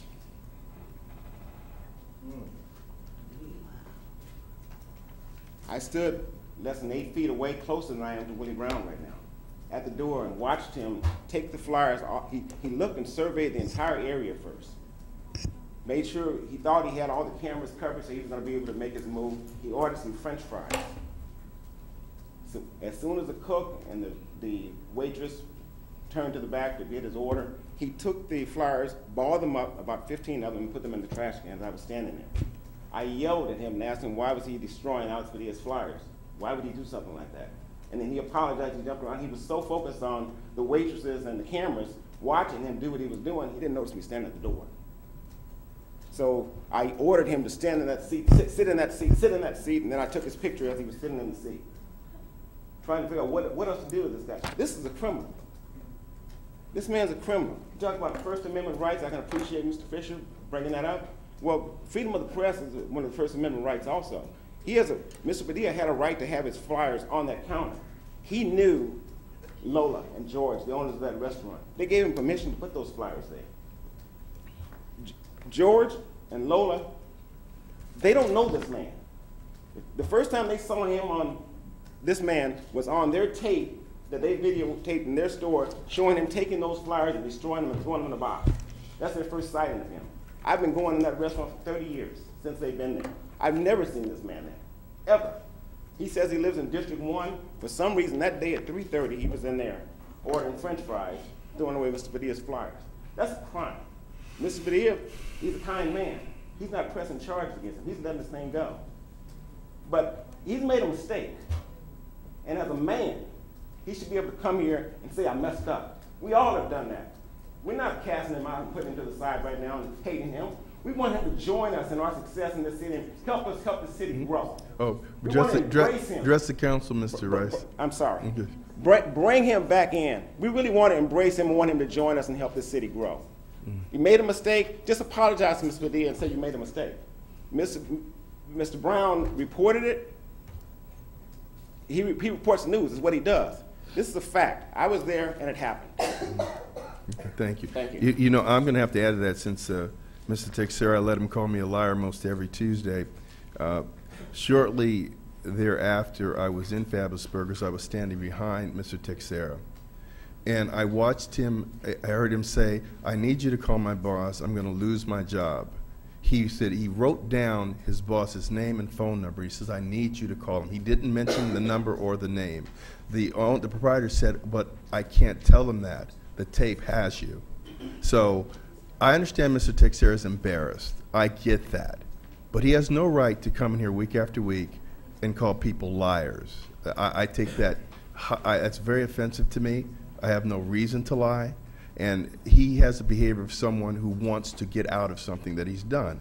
The fact of the matter is, yes, I did see him do that. I did see him implore the owner to call his boss and say he took nothing. But the owner declined because he said it was on tape. So that is the truth. And I'm not going to let anyone from this point on yell at the council, yell at people in this room, call people names. That's not an exercise of free speech. That's just not going to happen anymore. Michael Benbow, 1st District.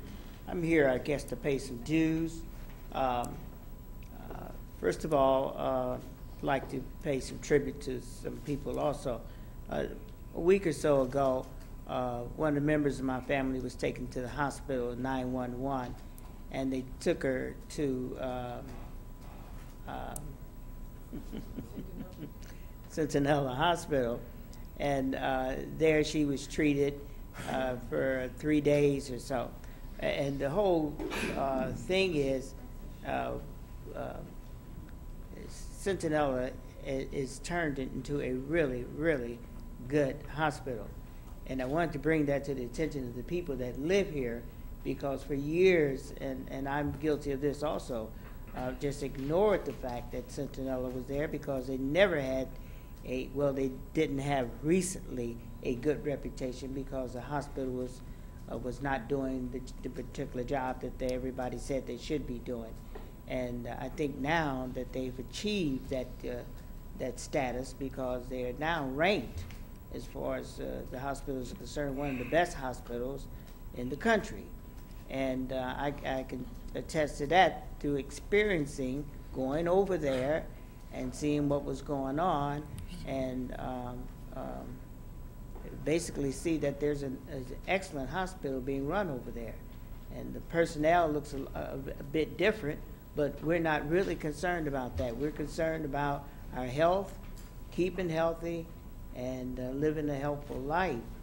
And I think that now is the time to say to Centinela Hospital, we're very proud of you, Centinela.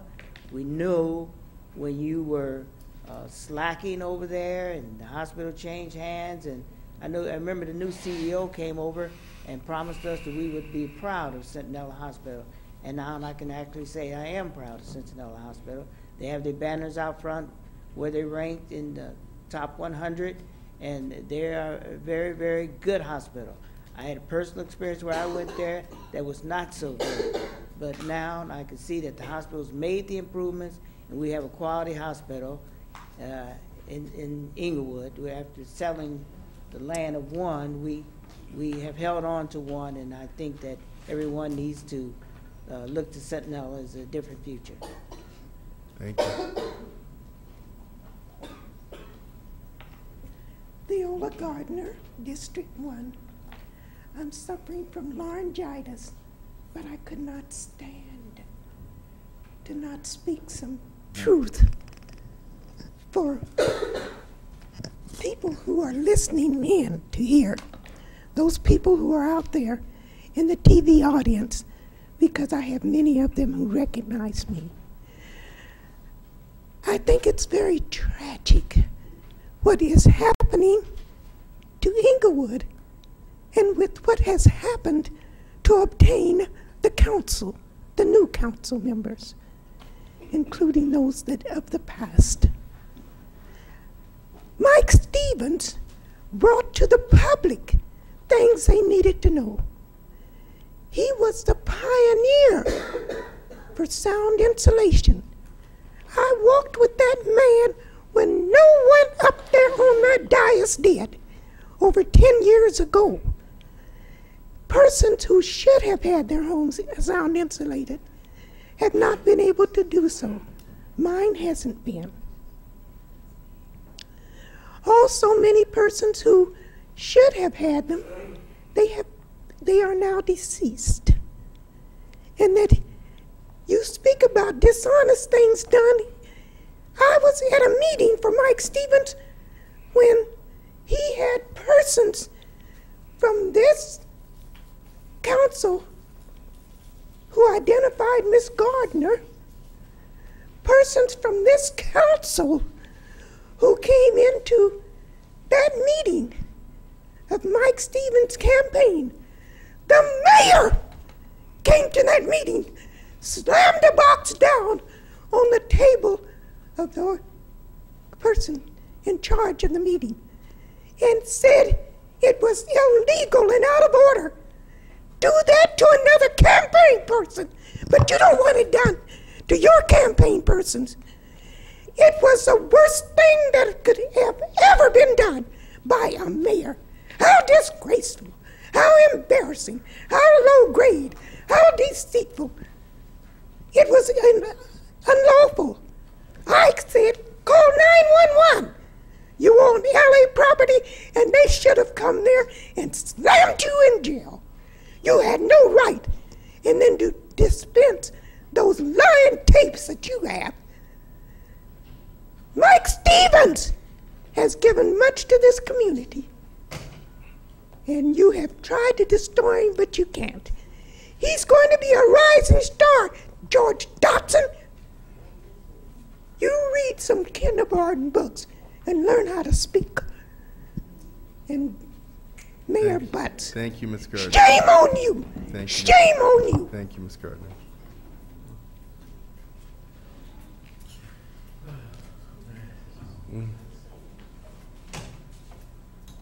Wow, good evening, Mayor, City Council, other elected officials. I'd like to speak to you two items this evening.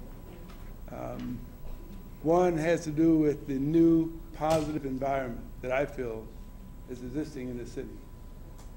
And the second one has to deal with the passion that some people display up here, and how can we turn that passion into positive outcome?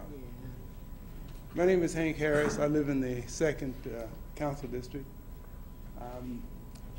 First moved into Inglewood in '72. Left for a few years, returned in '89. I've invested about 30 years of my life in this city. I'm proud of this city, proud of Inglewood. On that first item, and I jotted down some notes because I don't want to miss any of the points. On that first item regarding the positive attitude, the way I feel right now, is the best that I've felt about this city since I returned in '89. I feel positive about the environment that I sense in the city of Inglewood. As I commute through the city and chat with people, I get the sense that they also feel the positive movement of this city. You can't tell that by some of these council meetings, but it's out there in the public. When I visit around at some of the block parties, I hear it. When I talk to my neighbors, I hear it. I hear things that are changing. Neighbors are able to call into the city to talk about things about getting their sidewalks repaired. They get a call back, and the sidewalks get repaired. I hear that. I'm also excited about people feeling that they can make a difference. They're excited about participating. They get involved in block clubs. They get involved in things like spending their money in the city. I was in downtown Inglewood today. Lots of money being exchanged down there. They're also feeling good enough to go out and pick up trash.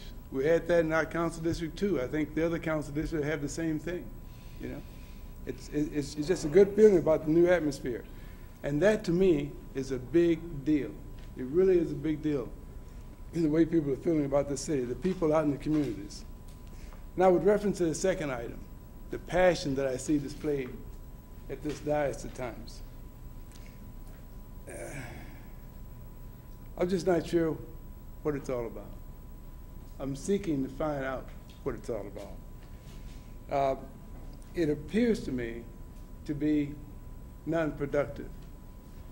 But if there's a way that if it's honest passion about trying to move the city forward, we need to seek a way of capturing it and putting it to good use. We need to figure that one out. Thank you, Mr. Harris. Okay, thank you. But thank you for listening.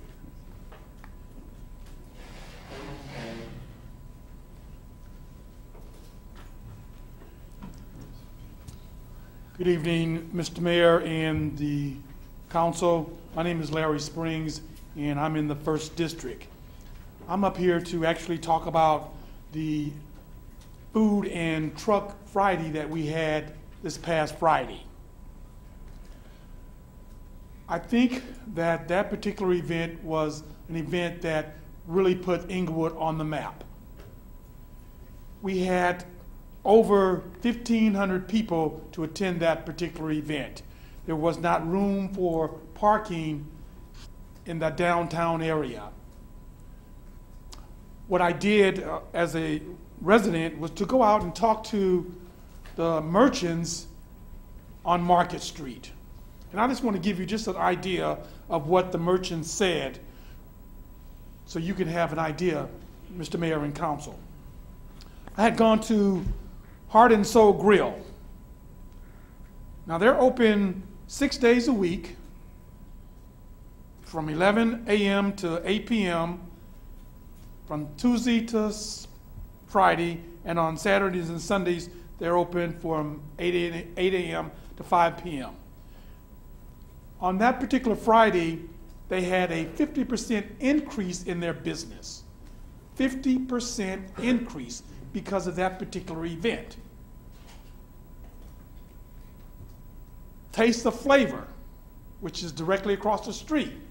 Now I happened to go there for lunch one day, and it was actually excellent food. Now they're open 7 days a week. They've only been in the business 3 months, but that particular Friday, they had a 55% increase in their business from that event alone. Now, I did ask them, what do you think should happen? Do you think we should do this on a regular basis? You think it should happen monthly like it's happening now? Or do you think it should happen weekly? They were in favor of it happening weekly. So I'm bringing it to you, Mr. Mayor, to see what you guys can come up with to see if that can happen on a weekly basis or something similar to that often, because you'll bring in more businesses, because now they have an opportunity to see the flow of Inglewood. Now, Inglewood downtown is a diamond in the rough. It's a diamond in the rough, gentlemen. We need to do something to increase the business in downtown Inglewood. And that was one of the things that increased the business in Inglewood.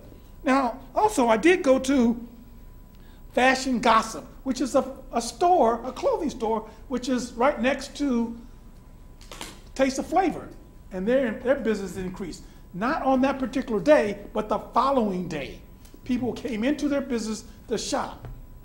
Now, that's what we need in downtown Inglewood. We need increased business. So, Mr. Mayor and Council, look into it and see if we can do this on a regular basis. Thank you, Mr. Spring. Thank you very much. All right. Mr. Mayor, City Council, City Clerk, Treasurer, staff, citizens of Inglewood, my name is Wayne Spencer. I'm the Chairman of the South Bay Workforce Investment Board. I'm here this evening on behalf of the South Bay WIB to provide a brief summary of our current activities.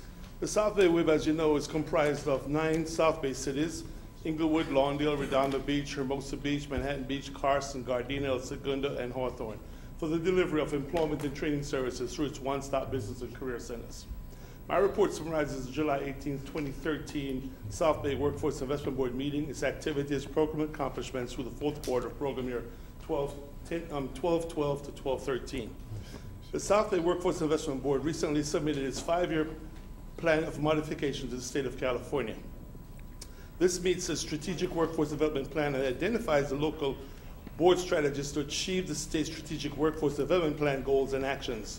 The South Bay WIB's goal is to be measured as a high-performing workforce investment board. We're #1 in the state at the time. On June 13, 2013, at St. Francis Medical Center in Linwood, Supervisor Mark Ridley Thomas hosted a press conference regarding our summer youth program. The South Bay Workforce Investment Board honored 35 graduates of the Fit for Gold program by celebrating the completion of this year's Fit for Gold Tutoring and Fitness Academy in the 10th annual closing award ceremony held at Rogers Park. And Mayor Butts, I want to thank you, sir, for your participation in the event. The South Bay Workforce Investment Board is preparing for the grand opening of the Inglewood Teen Center, which will be held on September 19th at 4 p.m. in the Inglewood Library. Please be there. We will provide similar services to what's presently available in Hawthorne. The South Bay WIB received a $50,000 donation from Chevron to revise its blueprint for workplace success curriculum.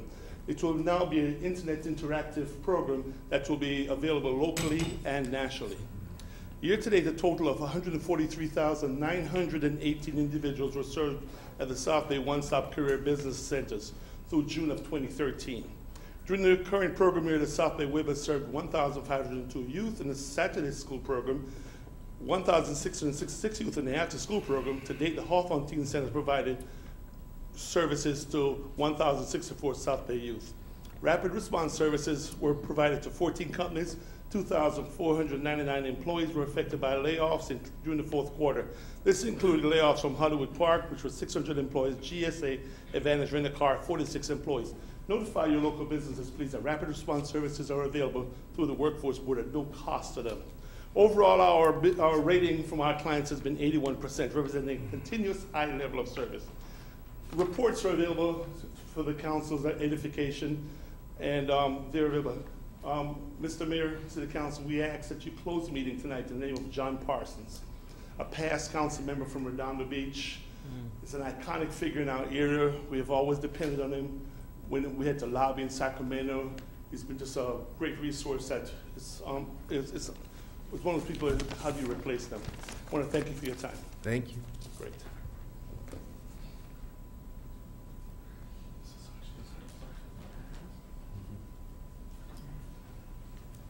Good evening. My name is Diane Zambrano, and first of all, I'm going to address the hypocrisy. You know, there's been a few people who get up and just casually turn their head for a moment, and they're immediately corrected by the chair. And yet we had another individual who spent most of his 3 minutes looking at the audience and was not corrected until, thank you, Mr. Padilla, for pointing that out. Hypocrisy is not something that should take place, nor should favoritism, and yet it routinely does. Thank you, Mr. Franklin, for sticking to the concept of provide direction.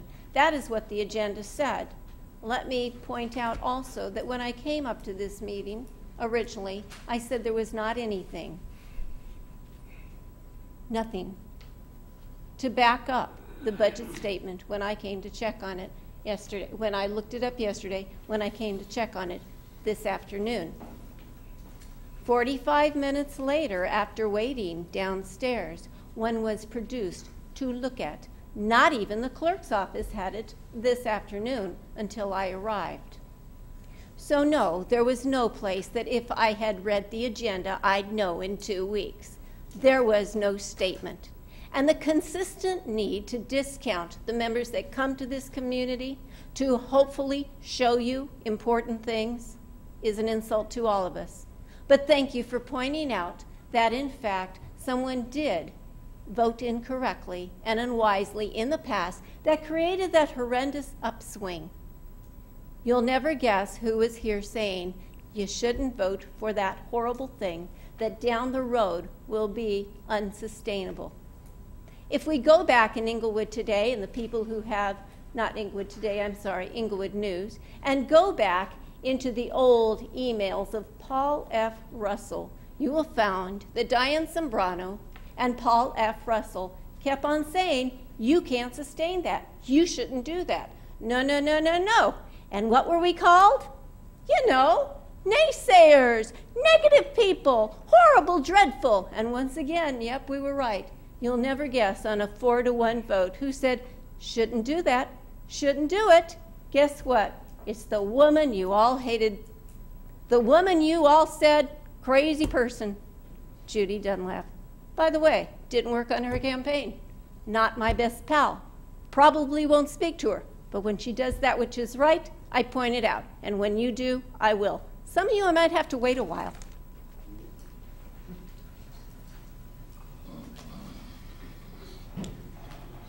Gil Matthews, District 4, Mayor and City Council. That was an excellent presentation by the Finance Department. Now, I hope you understood what he said. See, there you go. You know, it's okay though, because you're going to learn one way or another. Now, here again, we're talking about the budget. Now, is a copy of the budget available for those of us who want it, and I'll buy one to study it. See, that should be offered. Secondly, you should have people here after the presentation ask questions. You didn't ask anything. But the people here for the budgets on the agenda, why couldn't they ask questions? And also, Mr. Mayor, you're saying that the $18 million is paid for on the routes. I challenge you to show me in writing on what routes it was paid and verify that with the state. See, I don't know who's misleading you or telling you something that's not true. But don't repeat it unless you verify. You can trust but verify. Now, if in fact the state is responsible for that $18 million, Holy Lord, bless Inglewood. It's a blessing. But if it's not, woe be unto you. You see, but verify. I don't know who's telling you this. You got 18 or 20 consultants and attorneys, but you verify that. Now you have AB 1484. And new members, I'm telling you the best I can. Learn all you can the relationship between this budget and the success agency. You're not going to get it from these three, the old guard. You're not going to get it. You're going to have to get it for yourself. And again, I will tell you this. What was presented tonight is a very budget that's very challenging to balance. He already told you it's 7 million shortfall. And I don't know what shortfall mean to you guys. But they're honest. They're honest. Mr. Fields, Mr. Falco, and Mr. David Esparza, I congratulate them for telling you. But do you understand? And you verify that, Ross. Thank you, Mr. Matthew. Yes, verify the Ross. Thank you, Mr. Matthew. You're welcome.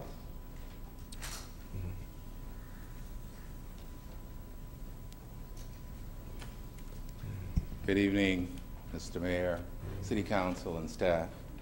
I am Ted Brass, a proud resident of the beautiful city of Inglewood, and I am happy to be here. A city that's on the move, a city that is growing, and yes, the best is yet to come. I've been in business in Inglewood for about 35 years, and I live in the wonderful District 2. Now, I'm here just to share, as my colleague Mr. Springs did, the virtues and how excited I was with the food truck Friday in the city of Inglewood. It was well attended, a lot of community participation, well organized, and yeah, it needs a little work. I would say a lot, because there were folks that were standing in line to the trucks and to the businesses, waiting and eager to spend their money, and they were excited. There was a buzz that was going around the city. I saw many of my neighbors, many of my fellow business owners in the city of Inglewood. And yes, Brass and Brass Enterprises was one of the vendors, one of the booths, and we were excited. My staff was there, and we had folks that were coming and going that were excited, invited into some of our homeowner classes, and picked up a little business. So I'm excited about it. I know that there was some cost to the city, but yes, I think the cost was well worth the event itself. This was actually, to me, a prelude to what Market Street could really look like. Market Street walk, shops, restaurants, and yes, well attended by our fellow citizens in the city of Inglewood, bringing revenue and generating business. So, Mr. Mayor and this council, I encourage you to continue. Mr. Springs said once a week. Hey, why not? But certainly with the new light rail system, Florence, La Brea stop, there is going to be a need for this. So I encourage you to continue and support it. And the attendance reflect the need for that kind of positive activity, wonderful food, good entertainment, and just a lot of good folks coming together. Everybody I talked to were excited about it. It's what I see that Market Street walk continue to be. Thank you. Thank you.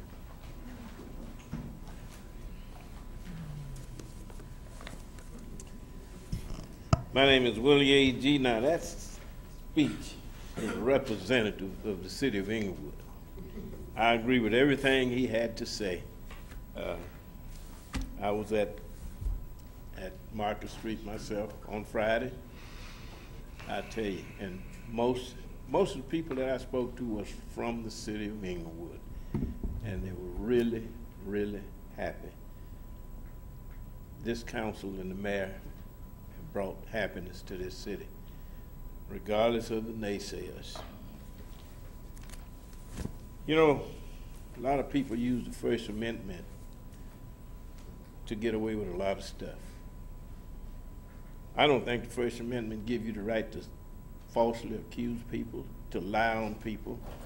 I just don't think that the forefathers meant it to be that way. I'm proud to see you checking it, Mayor. I have a problem myself. My opinion is a rolled paper going around here in the city of Inglewood with my name, my picture.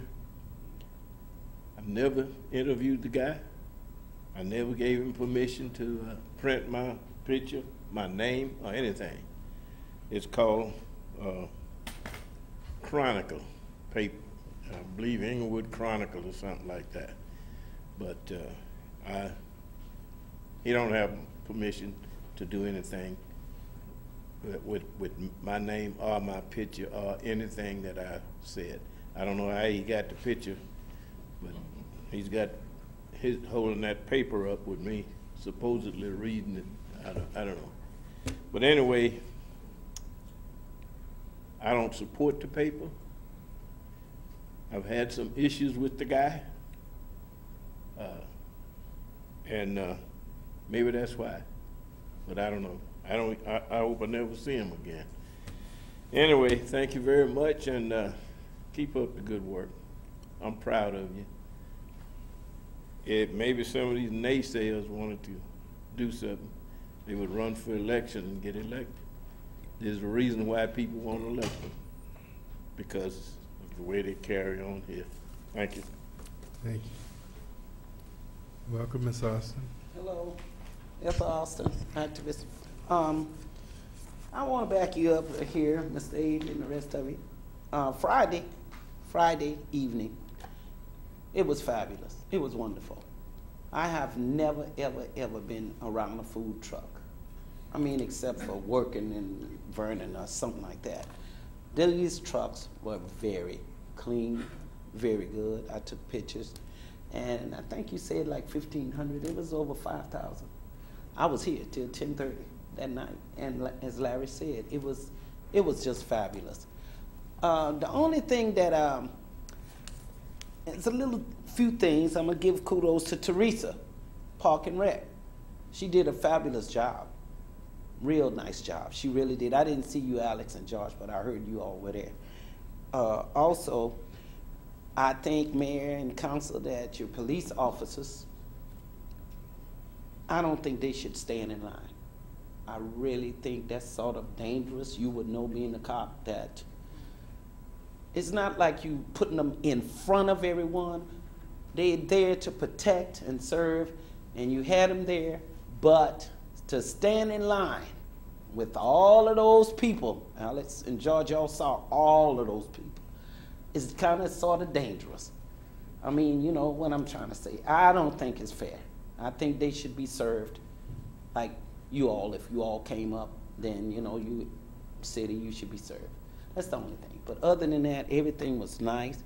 Also, the Heart and Soul restaurant, they got a fabulous, fabulous turkey burger.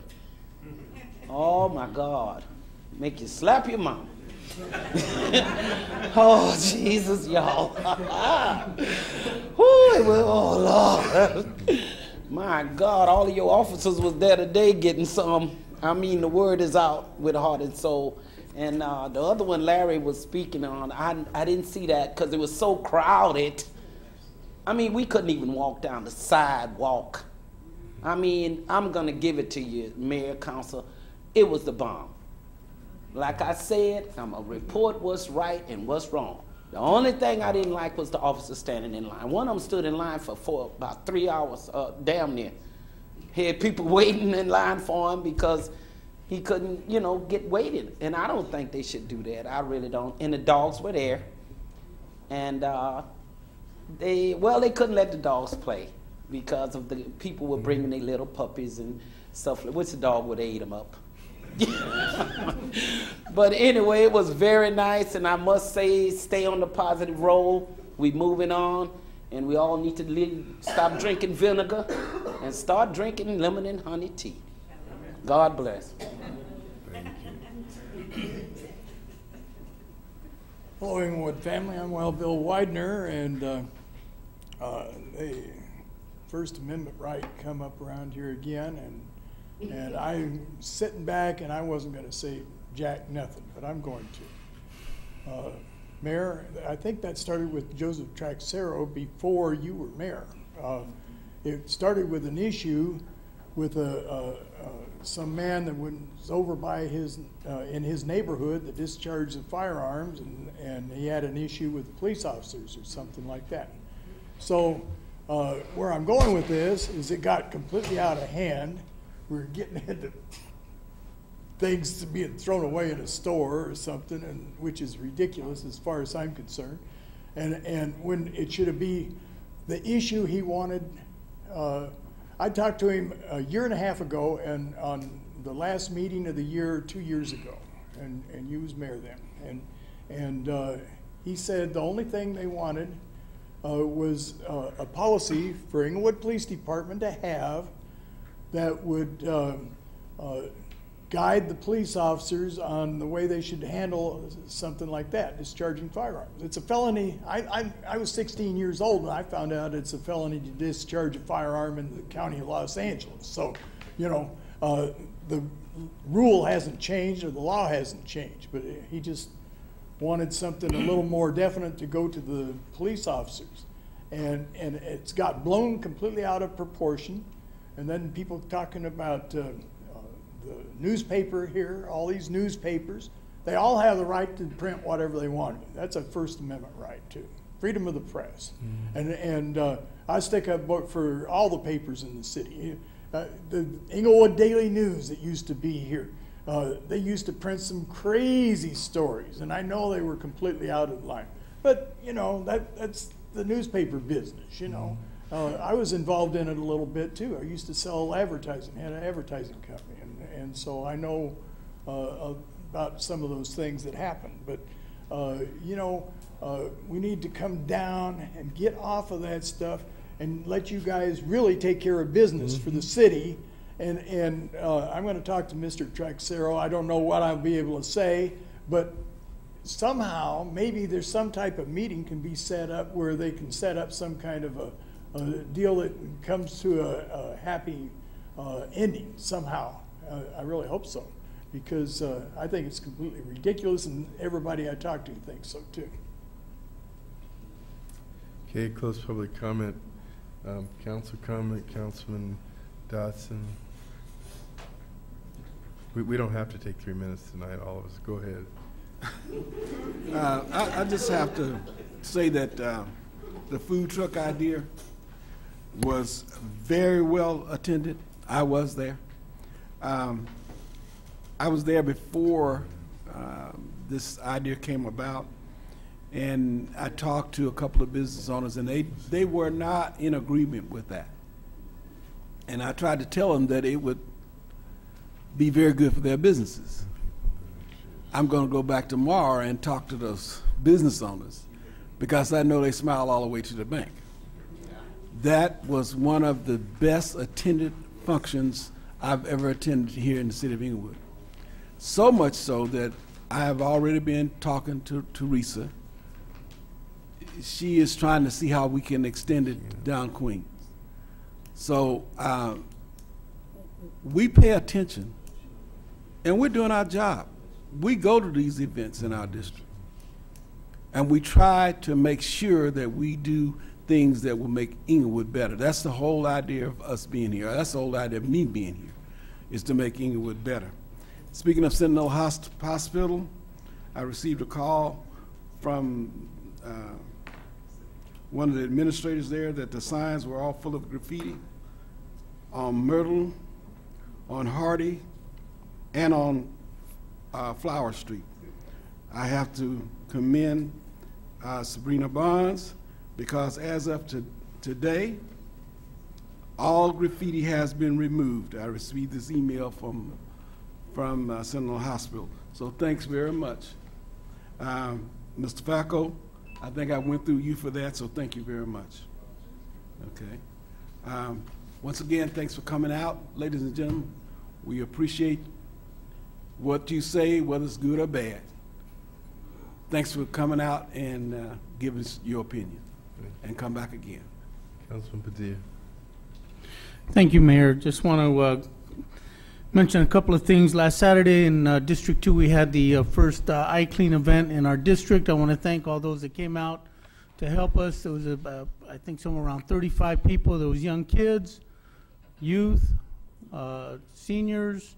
It was a good mix. We went around and picked up several large bags of litter, and also at the same time we got to meet our neighbors. So these type of events are fun, and I want to thank city staff for helping us get that together. I want to especially thank Joy, and I can't remember her last name, Aldridge, for coming out with her folks and helping us get that going. So a big thank you to city staff. Earlier we had our public hearing, and it just proves that we are listening, we do care about your input, and it does make a difference. So there is a process, and that process works. So I want to thank all those that came up to speak on that, and just know that we are here to work with you on these type of matters. As for the budget report, I want to thank city staff for such an excellent, concise, comprehensive, and well thought out report, to the point where it's easy for all of us to understand it, to be able to put our arms around it and be able to know that there is light at the end of the tunnel. There's some tough decisions that are going to have to be made, as with any budget. And so please, if you have an opportunity, tomorrow at 2 o'clock here, we will be having our budget workshop. If you can't make it tomorrow, we'll have another one on Thursday at 4 o'clock. So that's an opportunity for you to come in, listen to what the status is of our community as it relates to our budget. So again, thank you for the outstanding report. Centinela Hospital, just want to echo, I've had family members that have gone there, and the service they've received, medical care, the professionalism is, I'm very proud to know that we have Centinela Hospital here in our own backyard that's providing the utmost professional care for our residents, our communities, and our visitors. When they come to Inglewood, if something were to happen to them, they're going to be in good hands. So with that, I want to thank you all for coming out tonight, and please enjoy the rest of your week. Councilman Morales. Thank you. I'll start with thanking staff, of course, for the budget presentation. I know we're going to have a workshop where we see a lot more specific line items, but I want to point out the fact that the actual presentation and its positives and negatives on it, none of which were a surprise. And the reason that none were a surprise is because staff does a real good job of keeping us posted on not only the things like the retiree medical, but the reserves, how they were coming back little by little. And I have to tell you, you know, they had already drawn down quite a bit. So it's actually great news about the reserves. So we'll get into it more and more in the next couple of days. You know, so much is said about free speech, but you know, sometimes remarks are done with a different kind of perspective. They try to put a spin. The truth is that what we do only will get you know, criticized constantly, and we accept that. But the truth is that when you see results, that's when it really matters. I mean, you know, we appreciate the comments going both ways, but when you're working for your residents want to see results. And some of it you can see right now, but I can tell you there's so much excitement about this city right now that someday, hopefully, you know, it will be very visible. Now, a lot was said about the food truck event. I congratulate everybody who was a part of it, and it just shows the potential of Market Street to a degree that we hope to see very soon. In addition, there was an event by 5 Central American countries holding their cultural arts festival at Hollywood Park, and they saw 100,000 people show up this weekend throughout Friday, Saturday, and Sunday. So a lot is happening in Inglewood, and thank you very much for coming out. Thank you, Councilman Franklin. Well, thank you, Mayor. First of all, I want to identify the synergy and energy starts here in the dais.